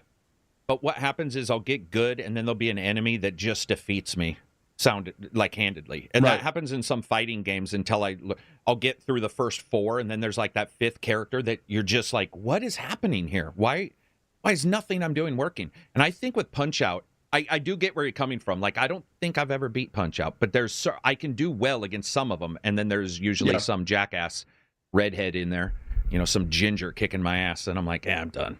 But it is fun to play those kind of games. I'm trying to think of a game that I don't know if I would ever play a game for too long. Oh, yeah, Rocket League. I don't want to be good at it. That's one. I don't want to be good at it. But I see people good at it, and I'm like, oh, okay. I get you. Yeah, we have some... go ahead. Oh, yeah, no, I was just saying with Rocket League, specifically, like my friend was teaching me a lot of stuff in like the practice mode or whatever, and you get a taste of what it feels like to be good when you pull off that one shot in the air and stuff, but then you can never be consistent at it. And it's like, if only I could just do that consistently. Yeah. Yeah, we have somebody in our Discord. I can't remember who it was. It wasn't, Moodski's good. It might have been Omar or Moodski. I was watching those two team up one time, and they were pulling off a couple moves that I could tell were skilled. Were they high skilled? Probably not in Rocket League, because Rocket League's ridiculous skill ceiling. But I saw a couple things happen where they weren't talking it through; they were just doing it. I was like, "Oh, damn! I see." That game, little things were, and it looks so dumb. It doesn't look good. It looks, it looks like who would have, dude? It's ridiculous because they've tried to repeat it multiple. Sony had that one game where you could get out of the cars that came out a couple years ago. Yeah. Everybody those tries. Mechanics are airtight. Those and I even found out from those guys, there's only certain cars that like people like because their hitbox is a certain thing, and I'm like, oh, I get what you're saying because of the roof size or what have you. Yep, exactly. Yeah, but I was watching them, and they pulled off some move together, and I think it was only them. I realized they were both playing the same game. I think I was just watching them separately. Didn't even know that because they weren't talking. They were playing. They weren't, and they can engage and talk and still do well. But when I heard one of them say good, maybe not good job, or almost, and I realized the other person's screen was reflecting what he was talking about. I was like, you guys are fucking playing at the same time? They're like, yeah. No skill, no talking needed, because I need a lot of, if I'm in a shooter, I'll be like, I'm going here. Right.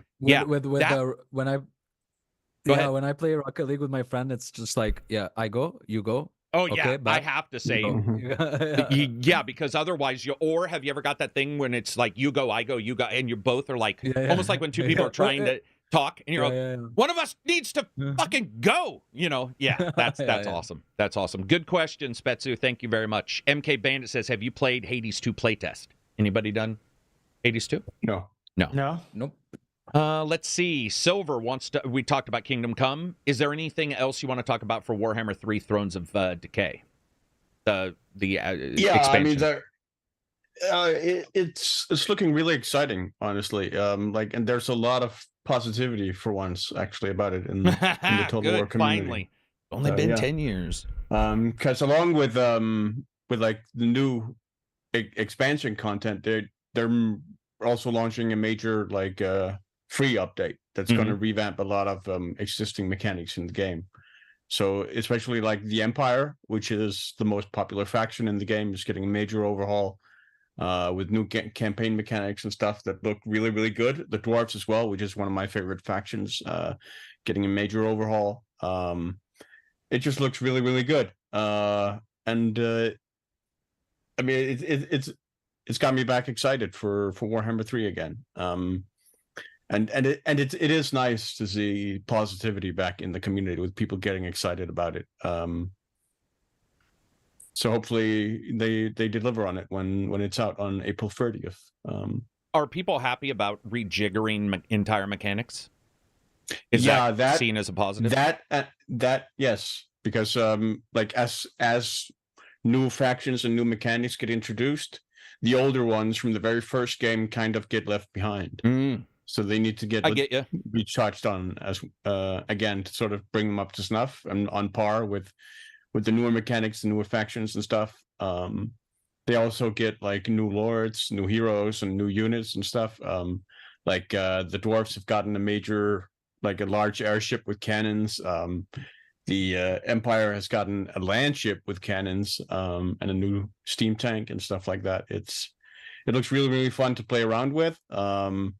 Also, some of the new lords like Elspeth and her Imperial Gunnery School, where she can play around with the Empire's artillery and gunpowder units, looks really fun as well. So yeah, we're looking forward to playing around with it. And when's it come out? April 30th. April 3rd. Okay. Just talking about some of the games that people like but are not good at. Some people said sports games. I saw racing games. I would agree. I'm not great at F1. I know Silver is, but I can't really grasp F1. Maybe it's too many corners. Maybe I'm too redneck for that. Maybe left turns are good. I can do rally. I don't know. I can't do F1, so that would be another one. Kulabon says, in a game, if you're hungry in a game or don't sleep for long enough, you can hear voices telling you to eat random things. Maybe random objects would transform into edibles because of their hallucinations. The dark urge of food. Yeah. The third turd says, I always wanted to be better at Marvel versus Capcom 2 and 3. The pro-level combos in the game look insanely cool. Yeah, any 2D fighter that you see somebody, maybe not even esports, because sometimes they have specific moves that aren't the coolest looking, but they work. But yeah, you'll see a good player in one of those, and you'll be like, oh, that's what it looks like. I see. Doom Reaper says, perfect score on Dragon's Lair. Dragon's Lair gave me nightmares, man. That game was hard. Ghosts and Ghosts and goblins, yeah. Ghouls and Ghosts. Yeah, that one was Ghouls and Ghosts. That one was made to eat your arcade coins. You bet it was. Fatal Frame 1 in particular made me exceptionally tense. Oh, the exceptionally tense question, yeah. Joel brings up what is it? FC24. That's soccer, but what's it stand for? Fantasy? No, what's it stand for? Football championship. Football club.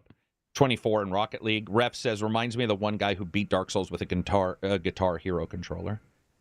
Nagel says, the underwater level stuck in my mind from Teenage Mutant Ninja Turtles.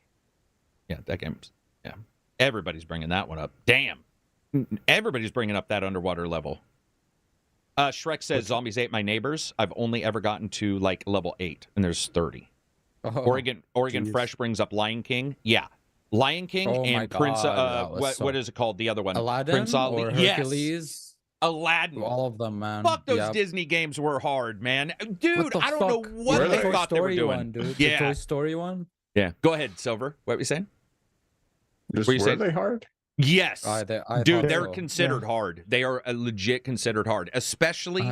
Lion King, I don't remember being as hard, but The platforming, dude. Aladdin in particular was pretty rough. Because I've told this story before. Aladdin I didn't really play. I had a coworker who stopped playing games because she loved Aladdin so much and got it and was like, this is a Disney game? And was just lost her shit.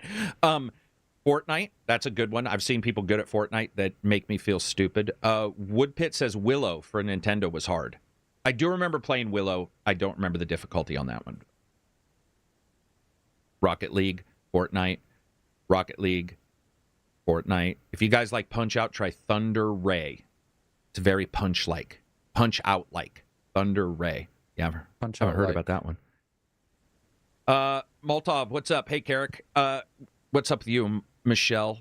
Sector right above that says, can I get linked to your guys' channels? Johnny, can you throw your link in there? Nobody else does channels right now.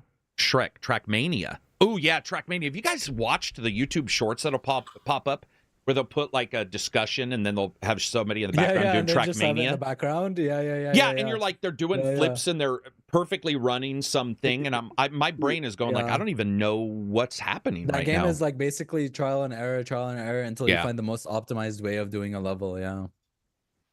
Star Wars SNES games were ridiculous. I do remember. I don't remember them being that hard though. I remember playing Return, but I don't remember if they were. I mean, I'm not saying they weren't like hard. A New I'm Hope, just saying. Empire, and I don't think I played Return of the Jedi. Though. Oh, you know what I wish I was super good at? Super Mario 64 speedrunning. Holy shit, those people are crazy, dude. The way they move Mario, I can never like you play Mario 64 and you feel you don't move him the same way these pros do. Like, holy shit. No, it's ridiculous. The skill ceiling for that is insane, dude. Yeah. And that, speaking of trial and error. But Ninja Gaiden, though, like the original one for NES. The original one was pretty rough, yeah. Never beat that one either. Black Belt on the Sega Genesis was really hard, and I remember there's an enemy called Onai, just named after the demon in Japanese lore, but this dude only counter-struck. So what you had to do was he would never attack, he would only counter-strike. You'd have to follow him twice till he got against the wall, and right when he switched and went this way, you You had to punch him so that his punch would go backwards. And it was ridiculous. I mean, I remember, I think I was crying as a small child playing that game just because I would always get to him going like, what in the shit? And of course I did call Steve at Sega Helpline. How do you defeat him? And he's like, that guy sucks. He only counter-struck. He never attacked. Automata. You need a hard game to make you cry. Nier Automata to me was child. Dude, Black Belt was like, yeah. Go ahead. And Strider. I've always bitched about Strider. Paperboy. Strider upside down level was like fuck every developer in the world, man.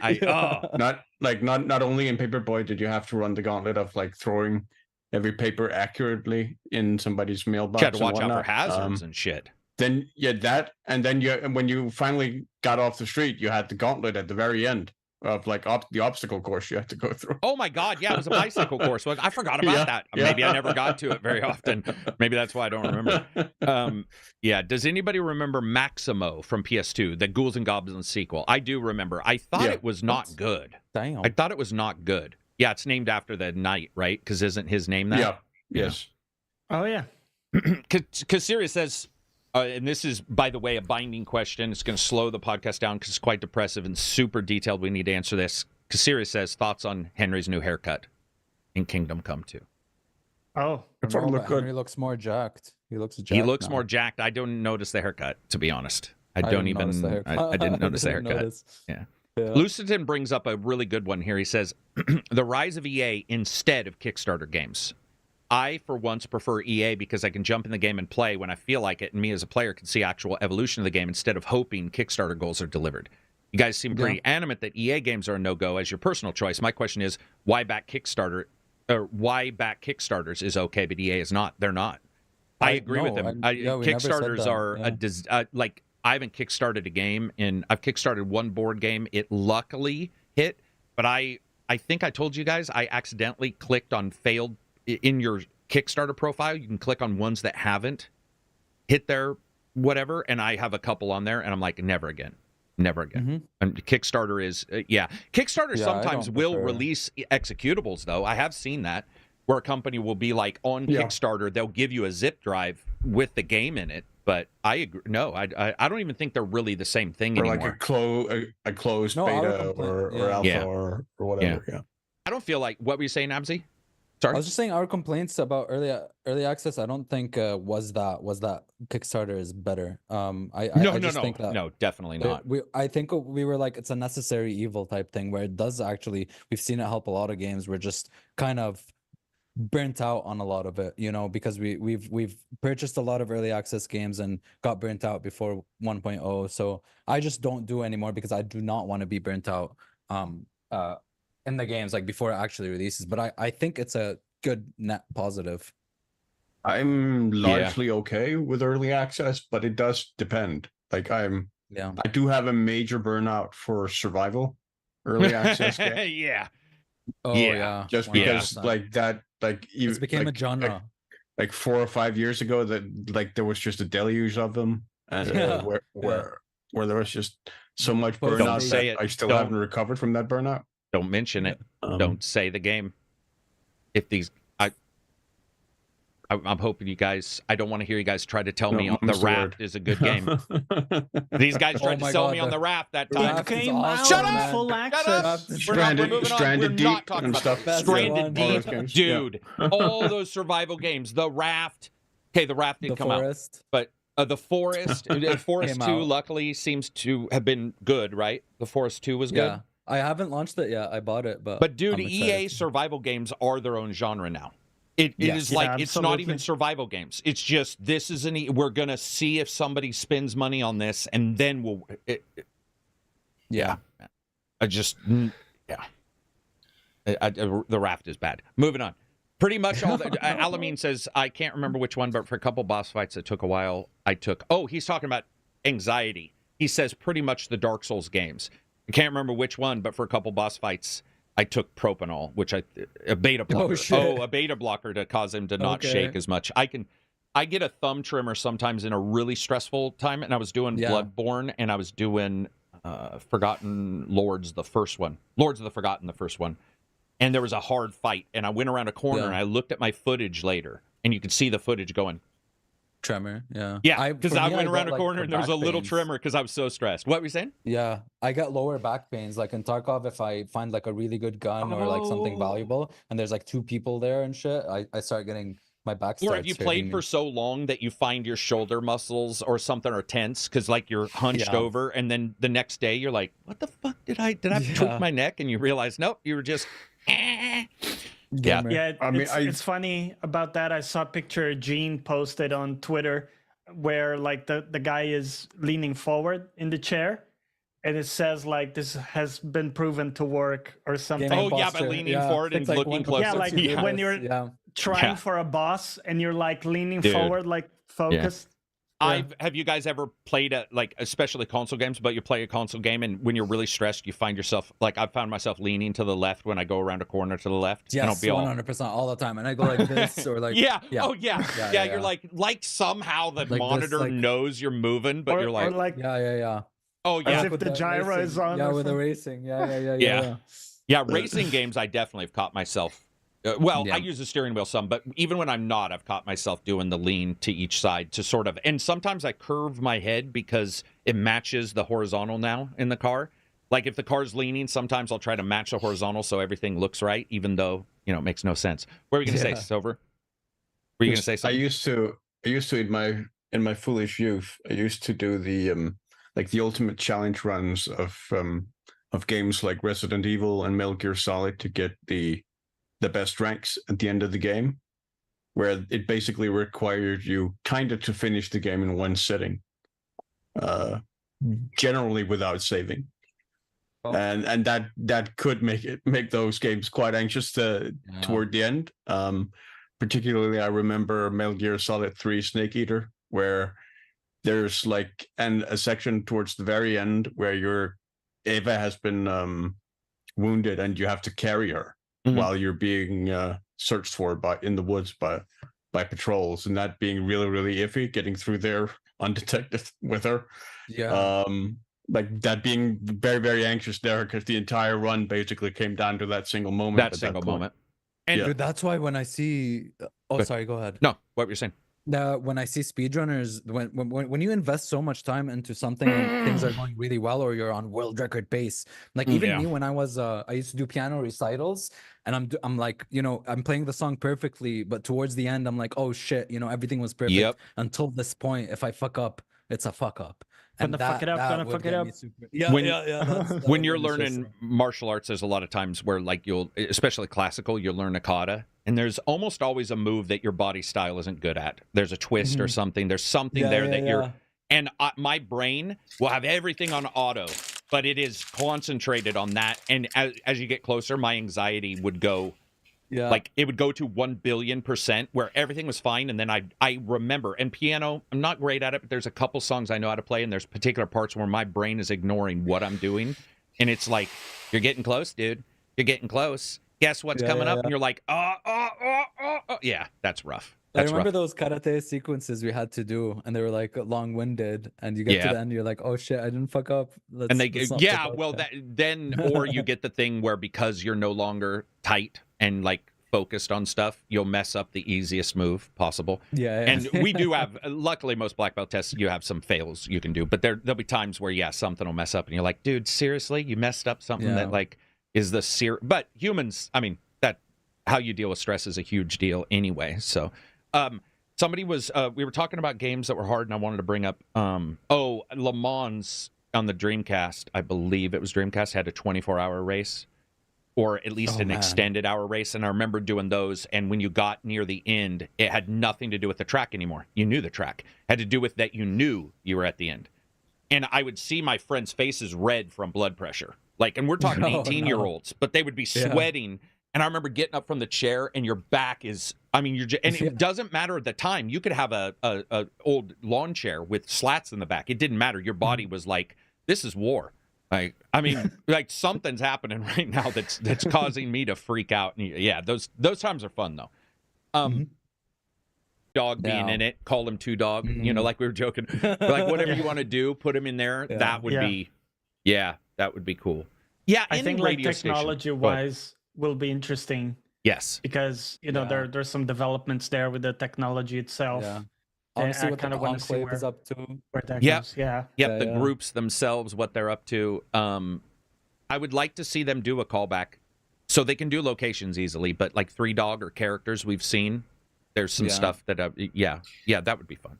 Was the dog in the show like the same from your companion? Because like I mean, dog meat. Yeah, Dog- it's no, not. It's no. not the same. No. he But just calls a him dog. dog meat, but that's It's a just, reference. Yeah, it's a reference. Yeah, it's a Okay, yeah, reference yeah. to Dog Man. He's a different dog. It's. I was overthinking it. Like, hold on a second. Yeah, And no, there's no. something that happens I cannot spoil. It's a small thing, but it involves somebody saying something about the dog, and I was like, oh, what a dick. There's some cool Oh. stuff they did. Like, there's some cool stuff that the dog has in the game in the show that I thought they Great did a casting good job for the with that. dog. Great Yeah, casting. What- great dog. You mean No, you mean seriously. Fido? Oh, you mean The dog just the looks like a dog Fallout did? dog. Yes, he does. I Yeah. thought you meant like Yeah. you knew the name of the stunt dog or something like that. I was like, The good dog. yeah. No, that they did. They got it. I mean, it looks just like what you would expect. Dog meat. That yeah. Was dog meat, right? Yeah. Yeah, no, they did it. And they also didn't make it all about the dog. You know how some movie like I Am Legend? Yeah. It's about Will Smith, but it's really a lot of it's Yeah. about the dog. This one's just like dogs, one of the other people, or one of the other, Yep. not people, but one of the other, It was probably NPCs my in the game. favorite companion in Yeah. Fallout 4. Yeah, of Oh, course. yeah. That Of I course, absolutely loved. Yep. I mean, 100%. admittedly, I do the Far Cry games, and when they started adding animals, like the dog's usually always in a group. Like I always Yeah, have to have. It's just, the it's so dog. good. It's a good feeling as well because I like being a lone wander. I like to be alone. but Absolutely, yeah, A dog is yeah, like exactly. the perfect, See, companion that's for so that. interesting because there's a lot of them are post-apocalyptic or dire. I like a person being with me. You like people there? I Yeah. do. I I like like the Boone dog. a lot from New But I would Vegas. choose the loved dog Boone. above anybody, for sure. Yeah. But what you like Boone to? was awesome. Boone Boone from New Vegas, like he was a great Sniper. Sniper. Okay, I do remember. The guy who had to shoot his wife when she was crucified by the Legion. Yeah, that guy Oh, had to an kill her? insane story. Yeah. Yeah. damn, And, I I love the barely super remember mutant that. from 3. that's who I was going to Yeah. bring up. I did like Yeah. Super Mutant for 3. That was awesome. He's We'll have to see great. how. Oh, that is some stuff I want to see in the show. There's certain creatures and stuff, obviously, Oh, that we yeah. haven't seen that I would like Yeah. to see in season 2. I mean, Yeah. I just hope they don't go crazy in that way and they do their own thing. I do want to see those call outs, but they've done great on their own. Just fucking continue doing that and, Yeah. sell the Great. fans on some Yeah. stuff, but do your own shit because your own shit's working. I like this character. I actually found that character. Okay, can I say one thing, though? I don't think this is a spoiler at all. And I'm wrong. And this just shows my old-fashionedness, I guess. But their dealing of sex in the first couple episodes and the talking about it, there was something about it that I was like, I don't know. It was weird. There was a Maybe that's certain just- section that was weird, but It was like overtly made some like, look sense how with edgy we are. It context. does make sense in the context. That's why I almost didn't Yeah. bring it up. But it was just sort of like, okay, I don't know. Yeah, there was a weird scene. I'll say that. There Yeah. was a really weird scene. Yeah. I think they are, Yeah. it's fair to say they are all pretty weird about sex. Okay, whether- yeah, that is true. Yeah. Regardless of like their faction or what, you kind of see that Mm. that's a weird Yeah, and thing. so, That stuff is makes true. sense from the Brotherhood as well because they're basically like priests, Yeah, that is true. Right. I hadn't thought about that. Let's see. Yeah, Fallout type post-apocalyptic games make me very lonely. Yeah. I mean, there's a lonely feel to them. Even in Fallout 5, which was pre an apocalypse, you were by yourself and everything was so weird and Faith kept giving you drugs. And so having a person around, and Herc, the comedic help always works out for me. Yeah. Let's see. What else do we got to talk about? What time are we at? The new archetype or class in Remnant 2 was revealed. Oh, yeah. Oh, what is it? It's called Invoker? Invoker. It looks awesome. What do Yes. you invoke? Oh, it looks like a lot of elemental effects, right? Because they were bringing water into the level and like Cool. Yeah. So it's kind of like you can channel some Elements, of the maybe? elements powers from the Yesha, which is the foresty area. Yeah. And like one of the main attacks was you cast a big wave that goes through your allies and enemies. Yeah, It buffs your allies, slows your enemies, and Oh, I damages love them. those. yeah. Very There's cool. lightning that like periodically hits your enemies. Nice. There's a bunch of stuff Can you like combine that. the water with lightning? No, it doesn't Yeah. have Baldur's Gate. No, you can't No, cause smoke or it's- anything by putting them together like no, Baldur's not like Gate. that. Right. No, Extra no. damage if you have water. They if did someone's say wet. they become drenched, so Oh, I a kind of status assumed. effect. Yeah. I kind of assumed that would, buff Probably the if there's a electricity drenched down. state, yeah. If there's a drenched state, I would assume that 'Cause, electricity would do more damage. to them. Drenched means slowed, but I also assumed it would be Hmm. like damage. So I just We'll wanted to see, point though. out that I don't want anybody to get the opinion it's like Baldur's Gate where fire and water make steam, and yeah, now that's you hyper interactive Yeah. type Yeah. stuff. If they did yeah. though, would I be for it? Fucking absolutely. Sure, Imagine go putting for water it. on the ground and a guy uses a flamethrower, you cause steam, Yeah. enemies lose Team accuracy. synergies. Shit. Yeah, that would Yeah. be incredible. I go for, those guys take some risks, so go for Mhm. it. That game Yeah. is good. Yeah. Doom says Remnant 2 is peak action adventure goodness. It's ridiculously good. Like Yeah. They improved. Amazing Speaking of sense of somebody who improved, discovery. yeah, Yeah. everything. Do Halo you 2 think so? Because I tended to prefer the first one. God, Really? no. Over Eternal. Interesting. Wait, over what? Doom Eternal. Or No, we're talking about Oh, we're talking about Remnant. Remnant 2. Yeah, One Oh, and two, right. the Okay. shooters. Yeah. Yeah. Oh, I you're like Doom okay. 1 more. I Let's thought talk you about- said Doom. That's why I apologize. I agree Sorry, with no. you. I like Doom 2016 more than Same. Eternal. Yeah. Yeah, definitely.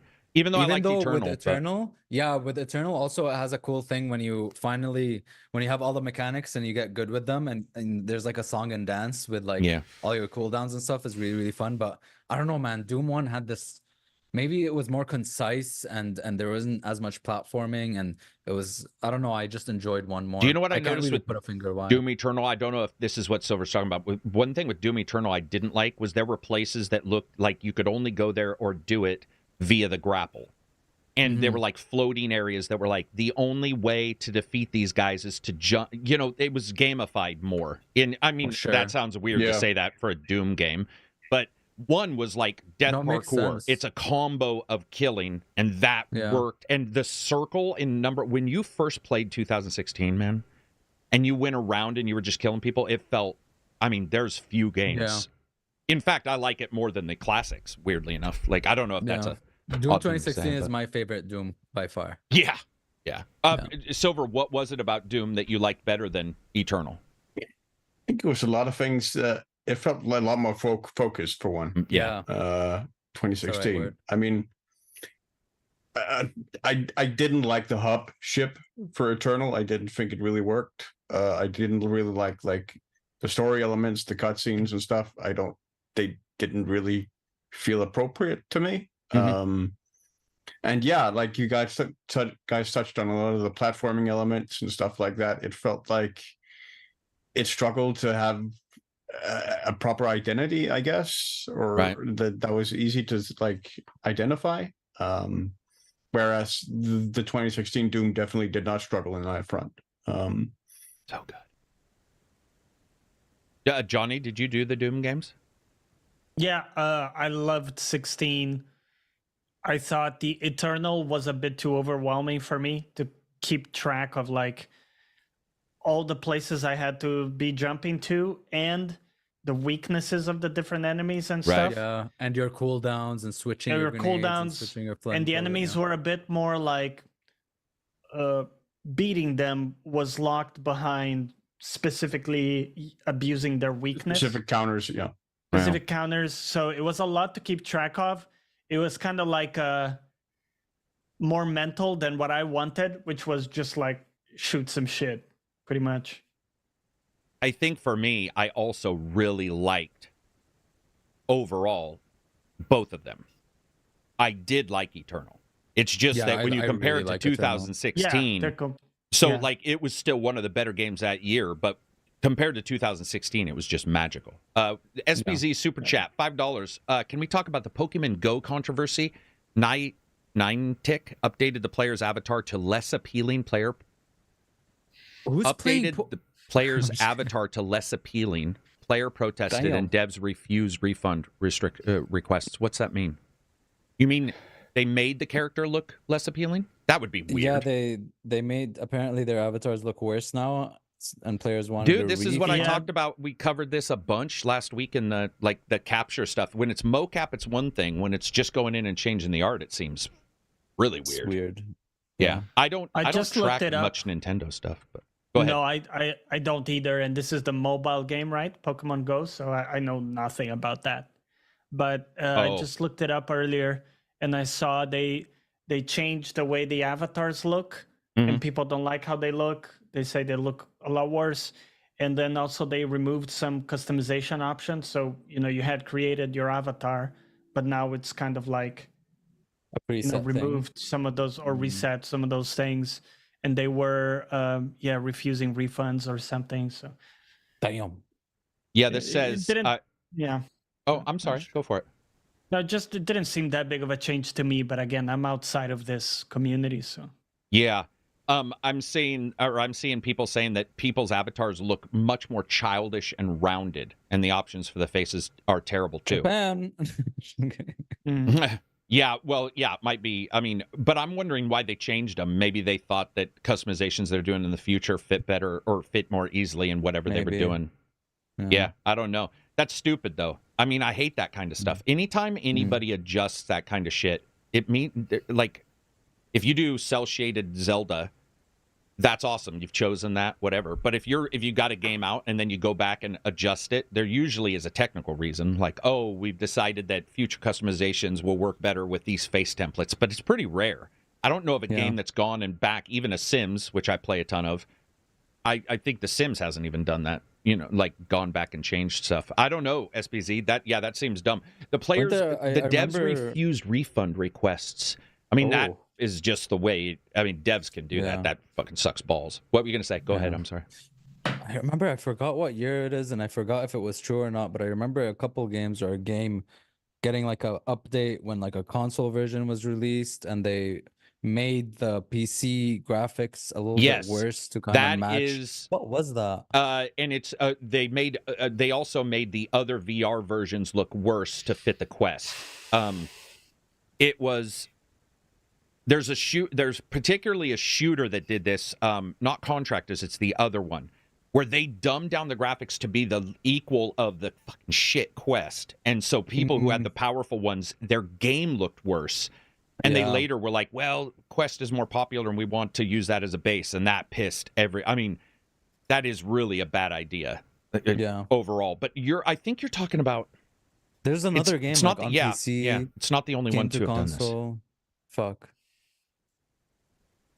It's on the tip of my tongue. I absolutely know there's been this. It's been 3 or 4 Maybe times. Like but there was 2016, 2015. I don't know. Maybe it was that old. Yeah, stupid, man. Stupid. Yeah. You need to figure your shit out, Old Boy says, the falling out with Mick sours Eternal for me.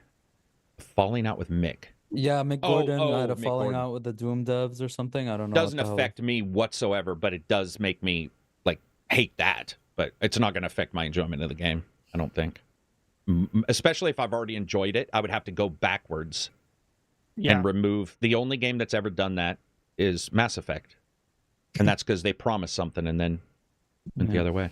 That's so... Oh, SBZ says, imagine if Fortnite did this with their faces. That would... I don't know if... I don't see companies wanting to do it. It seems almost like it was a... Yeah, I don't know. Refunds are particularly hard, especially, I know Sony's hard on refunds. They're very difficult to get. Steam has 2 hours, but these people probably have... and it's a mobile game anyway. Do mobile games offer easy refunds? I thought Google Play is pretty easy, or am I wrong on that? Google... No idea. I just don't play those. I do not mess with I don't even Pokemon know what Go or monetization is for Pokemon Go. I just know it's so popular. That's the one that people are stopping cars in the middle of the road to go find a Pokemon, right? Yeah, and they I were remember causing back in 2016, I went out. I just used it as a socializing thing. I went outside with my friends, and there's just a bunch of random people there in the university and catching shit, catching special. But I know people used Pokemon. it also to because it's literally hotspots for where, it's they can spawn. It can be whatever. used badly. Yeah, it can. Yeah, you can. Dylan says the character models look really bad now. Can I just say that I was looking at this side to side for the old avatars and the new ones. And if you thought the old ones looked good, I don't know what to say. They both look like absolute shit. Yeah. I just have to admit that, like, I mean, at some point the shit just calcified a little bit because it didn't look good day one, and it doesn't look good now. It went from bad to worse. It definitely is not something I would say looked amazing. Havoc Slayer says, has anyone heard of a game or played Skiar Ritual? They have a demo up. Pretty fun. No, have not heard of that. There's a lot of games, guys, man. It's going to be rough. It's going to be a busy year. And this isn't even a big blockbuster year other than... sick. What is that?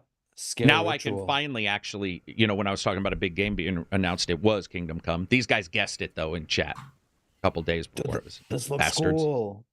Skiar Ritual? Skiar... Yeah, it's like a zombie Am I pronouncing that right? But it looks very unique. There's swords and guns and shit, and like very steampunk guns. Dude, Skiar Ritual has 4.7 million members in their subreddit.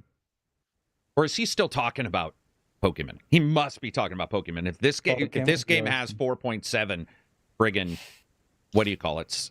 Subreddit people. That's a... Oh, by the way, you can go to my subreddit, ACG Vids. We talk about games in there. If you don't want to join the Discord. Johnny, your setup looks sweet. This is William Nossmans telling you. Your setup looks sweet. Hey, thank you. It does. He's got 2 lightsabers. They're not, but they look like a little bit like lightsabers in the background over there. He's got his little chevron of his sound absorbers. Johnny's got it set up, man. Johnny's going on. He's even got the nice shirt. My setup is better, all right? Come on now. Yeah, well, you got the Lego there, so you're more fun background. Well, Silver's got toys. I've just got a fake background of a real background that I no longer own. Best Gaming Technic Podcast. Looks cool though. Which set is that? It's a Bugatti. Yeah. Nice. I want to start collecting these and like making them and stuff. Yeah, they're great. Dude, having an analog thing, we talked about it. Maybe it was after the podcast, but having an analog thing to move you away from the screen in front of your face is really nice. Even if you've got a show on, you're just doing something. If you've got a screen still, but doing something. Indio says Technic makes my fingers hurt. Yeah, there's a lot of pressing with the smaller devices sometimes. You'll have the indent. Yeah, it's like a tooth being loose when you're a little kid. You're like, oh, fucker. If you're an adult and you have teeth loose, well, then that's meth. Let's see, what else? Hope Guitar Hero games go back compat soon. Why is that? Is that just you hoping, or is there because there is a new one, right? Isn't there a new guitar game coming out? I believe there is a new. Lovely. Yeah. Like I want Guitar Hero back. People spend a lot of money. Did you do those, Silver? Did you ever rock out on a drum set or the guitar? Yeah, I figured. I think a lot of my friends were either... I mean, honestly, if I'd had like the means and the opportunity, I would have loved to. It wasn't really a lack of like interest, but I just wasn't really in the environment where that was played all that much. How about this, dude? Because I know you like to sing. Some of those games have the mic. You'd like some karaoke? I have actually done like SingStar and stuff a bunch over at Lemon Street. SingStar, man. Yeah. Oh, you even said it high because that's how people treat SingStar. You even said it in that high voice. You're like, oh, how cute. SingStar. How cute. You do SingStar. Yeah. Flip Cup, $10 super chat. Hope you all have a wonderful weekend. Thanks for the entertainment as always. You bet. Hope you continue to enjoy your Legion. I've been trying to get all these guys to hack their Legions to death and just see what monsters we can come up with. I now have buttons like these 3 and 4 USB, and you put those on the back of the Legion, and then you can switch profiles quick and stuff. It's awesome. Oh, my Legion looks like a fucking transformer now. You should do shorts that are like life hacks for these. I should, but dude, shorts just search everything like those. You can turn into shorts because a lot of people do that. It's like 5 apps on Windows you might have missed. Oh, dude, I watched those too. Yeah, those are good. There's one particular guy, he's sitting like this and his computer's right here, and he's like, here's 10 blah, blah, blah, and then he zooms into the URL. Or cool AI things. I actually do watch that guy's shorts. There's a very particular person with a pretty crap setup, it's not great, who does these, that's just like, his plastic shutters in the background, his little computer there. They're very good shorts. Let's see, what else do we got? Why not just learn how to play guitar? Yeah, so absolutely not the same thing as anybody who plays guitar can tell you. Not the same thing. There is They had a massive good level. crack at that with Rocksmith. Rocksmith. Yeah, I own Rocksmith. You know, I have a friend that full on learned how to play guitar with that only, so that's great. But just don't fool yourself. I mean, the difference between having 4 buttons on the Guitar Hero It's nothing. and playing guitar, just even touching the strings, it's quite different from a button. touching the strings. You have all the frets. You have to fret. You have 6 strings, which it's already more than the buttons you have. And then remember, just reading what's on screen in real time, and then trying to play that on a real guitar fret. Like that will take a lot of time, even in Rocksmith, and they do a good job. But it's I would say like harder. drumming is way closer. The like, drumming is spot drumming on. is very close. Other Yes. than like the hi-hat close hi-hat. That's Yeah, a there's a real couple. kit. It That's is it, a yeah, real it's a kit. real Yeah, kit. the drumming one we got, and somebody who drums for sure. was their ability was even. I've had people who play guitar have issues at first with Guitar Hero because it's nothing of like course. guitar. They're Yeah, trying to yeah, go yeah. down. And they're like, dude, there's nothing down here. What the fuck is So they have happening? to But with remap. drums, we had somebody Yeah, who knew yeah. drums, and that dude was mastering shit instantly. I mean, it's like when you watch Chad, what's his name on YouTube Oh, Shorts. man. That shit's Yeah. like. Yeah. And he's just, I'll do the song, and it's almost identical to how the song would be done. You're like, oh, okay, that's talent. But yeah, you see somebody on the drum kits. Those were fun, man. The drum kit, and they weren't Yeah, super those expensive. They were expensive, but They it was were a pretty okay, good but setup. they were very plasticky. Yeah. So they're Yeah. cheap, but they worked really well. Yeah, And those they were literally- fun. That's how Go I ahead. knew that that guy from Red Hot Chili Pepper, he did 30 Seconds to Mars, that Yeah. song, Chad, which was yeah. which was in Rock Band and Guitar Hero, and that's why I knew. I was like, whoa, this is exactly the same. Yeah. And I still remember it because of that. And yeah. all I Yeah. remember is him listening. He goes, what is this? You know, he said that 3. later when he's like, what is this? And they said it's 30. And he's like, oh, Chad's band. And he sort of switched into positive because he knows Chad. Yeah, but yeah, what was yeah. funny is it starts playing and he goes, it's on 3. That's all he said. Yeah. It's That's on all I 3. said. And then All he's I just like, needed. It's like he got it. and you're all, what the Yeah. shit is going on Yeah. right now? That is what's in his fills were. I like 30 Seconds to Mars fills, but there was some stuff that he did that I was like, dude, Yeah, his better. grooves are really it good. got me Yeah. up in the heart where I was like, what the fuck, these talented bitches. And you see even other people that write some stuff down. Not that dude. That dude's like got the. I mean, he's got the knowledge. Others in wrote his, it down. yeah, there were some first. people. And by the way, that's still. Nothing wrong. Yeah, of course. No, That's still crazy But talented. to see yeah. him first just go, oh, it's on 3. And, yeah. what It's the all like fuck is happening? internalized. Oh, all dude, muscle it was memory, so great. I love that feel. shit. I love Yeah, that it's shit. There's a couple people who do guitar ones where they'll do YouTube questions, Google questions. They'll be like, what's the difference between this and this? And you just see them rocking it out. And you're like, dude, that's amazing. Oh, Drumeo is great to learn. Yeah. Yeah, but I It got also to admit, impresses me. they're not the same. So if you're learning on, so anybody, Rock Band is not the same as guitar. If you want to learn Rock Band, that's fine. But other than those 4 buttons and maybe timing, they're not the same thing. Like, Yeah. and guitar takes a lot longer. What were you Yeah. going to say, Abzi? Sorry. I was just gonna say there's this guy on YouTube who also reacts to video game music. He's like a guitarist, and then he like reacts to the song, and then while it's playing, he riffs with it. He riffs on the guitar, and it sounds sick. I mean, I understand that it's timing and it's math. I do understand that, but I have a friend who can do that. And all I want to do is beat him to death when he comes. I'm like, don't. because of how talented. Yeah, because like he'll be like,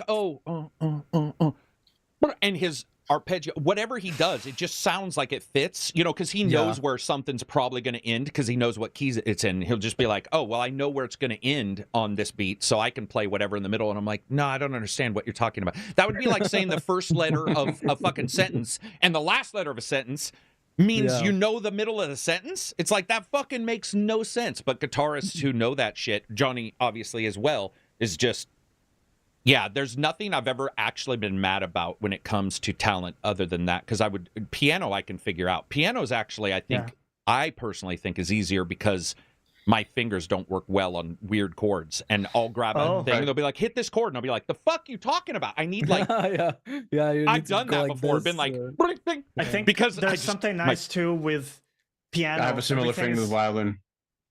Oh yeah. Go ahead, for it. Johnny. Then you go, Silver. What were you saying real Oh, quick? Because I wanted to hear this. I was about gonna piano. say the keys, the notes are laid out very linearly. Yes. So Right. very- You can visually see it on the guitar. It's not linear. In fact, there's asymmetries on different strings, and even when you learn all that, you're actually kind of boxed into the physicality of playing the scales in the shape of the box. Right.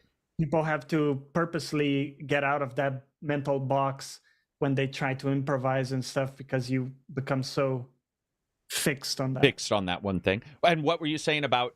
Were you saying violin, Silver? Yeah. Just violin. because of like the deformity of my wrist makes it kind of challenging for me to like hit the proper or notes on the string along Well, the I have no neck. problem with my wrist, and I can't hit them either. So we're good to go. But also, dude, there it is. being able to play Through the Fire and the Flames on Guitar Hero, that's also talent. It is talent of no, a different kind, Yeah. but it's for Of a sure different talent. kind. Yeah. Yeah. I mean, you see it if you see somebody who's really good at combos in MMA, and you see him pull Yeah. a combo out. And I'm so unaccustomed usually to seeing any combo that are more than one or two. Usually in UFC in particular, the guys are so skilled that after one or two, they already know what's coming. They've watched the fighter for 6 months. But the fights that are fun to watch in the UFC is a replacement fighter. So that person has not trained for 6 months, and this person trained for somebody else. And occasionally, Cowboy Cerrone in particular pulled off one that was like 7 hits. And it was one of the most fantastic Street Fighter moments in the UFC I've ever seen in my life. I remember just going, finally, you see, it's rare, but you see this awesome thing that happens. But it is a different talent, man. Yeah, it's dramatically different when somebody is good at like Guitar Hero. It's awesome to watch, though, when you see those people who can play Guitar Hero not looking, but it is. With the PC game where they get like crazy player created music. That and the hard levels or whatever, and it's just. On the other hand, I find those songs less enjoyable than, let's say, a Led Zeppelin laid back one, because musically it doesn't appeal as much. But yeah, those are awesome, man. I forgot. Yeah, the chat. I got to watch those today, because I actually feel better as a person that a human who's a good person has talent. And so when I watch like that, those drum videos of Chad do that, and then there was another one who did Metallica. He said he had never heard it before, and I'm like, okay, listen, it would have been Muzak at some point in an elevator, right? Yeah, for sure. But he still nailed it, and I always feel like that good person, or what I think is a good person, that person's got talent, and it's musically inspiring me, and that kind of stuff is like, that's a good way to end your day. Ron Jenkins for keyboard is the other one, and he just came back and released something new. Yeah, it does. You feel good. It just like, and a good writer can do that. The first time I heard Aaron Sorkin's dialogue, because I'm a fan of faster back and forth dialogue, and the first time I heard his dialogue, my ears pristine, did this. it's clean, oh, dude, I remember the first time hearing his dialogue going, what in the shit? That's so unlike everything else we hear. Now it's a little more, people are copying him. David Milch and Deadwood for me. Yeah. Yep, you'll see a character in certain shows have a different way in which they deliver things, and there's a good. Well, Deadwood is just kind of like profane poetry that's just not there anywhere else. I would say like, almost Shakespearean. I know a lot of people like Quentin's dialogue, and I'm not usually. Yeah, a fan. I'm not a fan of Tarantino's. There's been a couple though that had a back and forth I liked. Like dialogue was significant in his movies, because it's all about the like dramatization, the faces, it depends on the movie. Obviously. There was a couple in Pulp Fiction. The back and forth was more like trend and like arguing over burgers. It was like what you and a friend might do, so there's a familiarity there, but I've never really been absolutely attracted those are to that. fun for sure. The beginning of Reservoir Dogs, like Reservoir Dogs, I thought had really good dialogue. Yeah, Fighting always felt a little too self-indulgent, I guess, for me. What did? Tarantino's. Yeah. Let's see. The square I was parked up. What else do we have before we wrap it up? I didn't realize we were at 3 hours and 30 minutes. We've actually gone for a while. Do we have anything, any other pressing stuff? I want to say thanks. We got some new patrons, new people in the Discord. I appreciate you guys jumping into voice chat. We got to meet a bunch of people yesterday, which is pretty cool. And I think we're at 300, 400 YouTube members, which is pretty awesome. Hey. Johnny, what are you streaming tomorrow on your hit masterclass channel about streaming? So I'm trying the community thing again tomorrow. I'm playing some league with viewers. So if you want to drop in, play with us. I'll have a be a chat. viewer. I'll play some Listen league with to you. Yeah, we listen to some music disregarding DMCA for one day, so we kind of go nuts on whatever music we want to listen to and have a chat. I think that Johnny, because this is obviously a PG podcast, Johnny hasn't mentioned that he will be naked through the entire stream. So, That's a- PG podcast. yeah, we're a big PG podcast, never Oh cuss. yeah, dude. Dude, Yep. I was telling Johnny 2 podcasts ago we got demonetized, and it was our most PG podcast we have had in ages. I think See, I it dropped doesn't the matter, man. F word one Damn. time in the middle. And I was like, why that one? I'm making like horrible porn jokes half the time.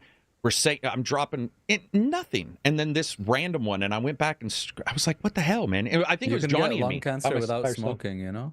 Yeah, true, right? I don't know what that comparison means at all, but that is a perfect way to end the podcast with a comparison that fucking everybody will go, what? That's shower thoughts Think with about it. Absy. Think Deep about- shower yes. thoughts with Absy. Deep. That'll be it for us. Thank you to Silver for coming, Absy, Johnny, as always, to these guys for showing up, making it a great podcast. Thank to you guys for showing up. I appreciate every one of you guys who sits in for 3.5 hours. Yes, dog. I am done. He heard me say I'm done. Anyway, that'll be it for us. Thank you, everybody. Peace out. Enjoy the rest of your weekend. I hope we made it at least somewhat enjoyable. Or you can laugh at us. Take care. Much love, guys. Bye-bye. That was awesome.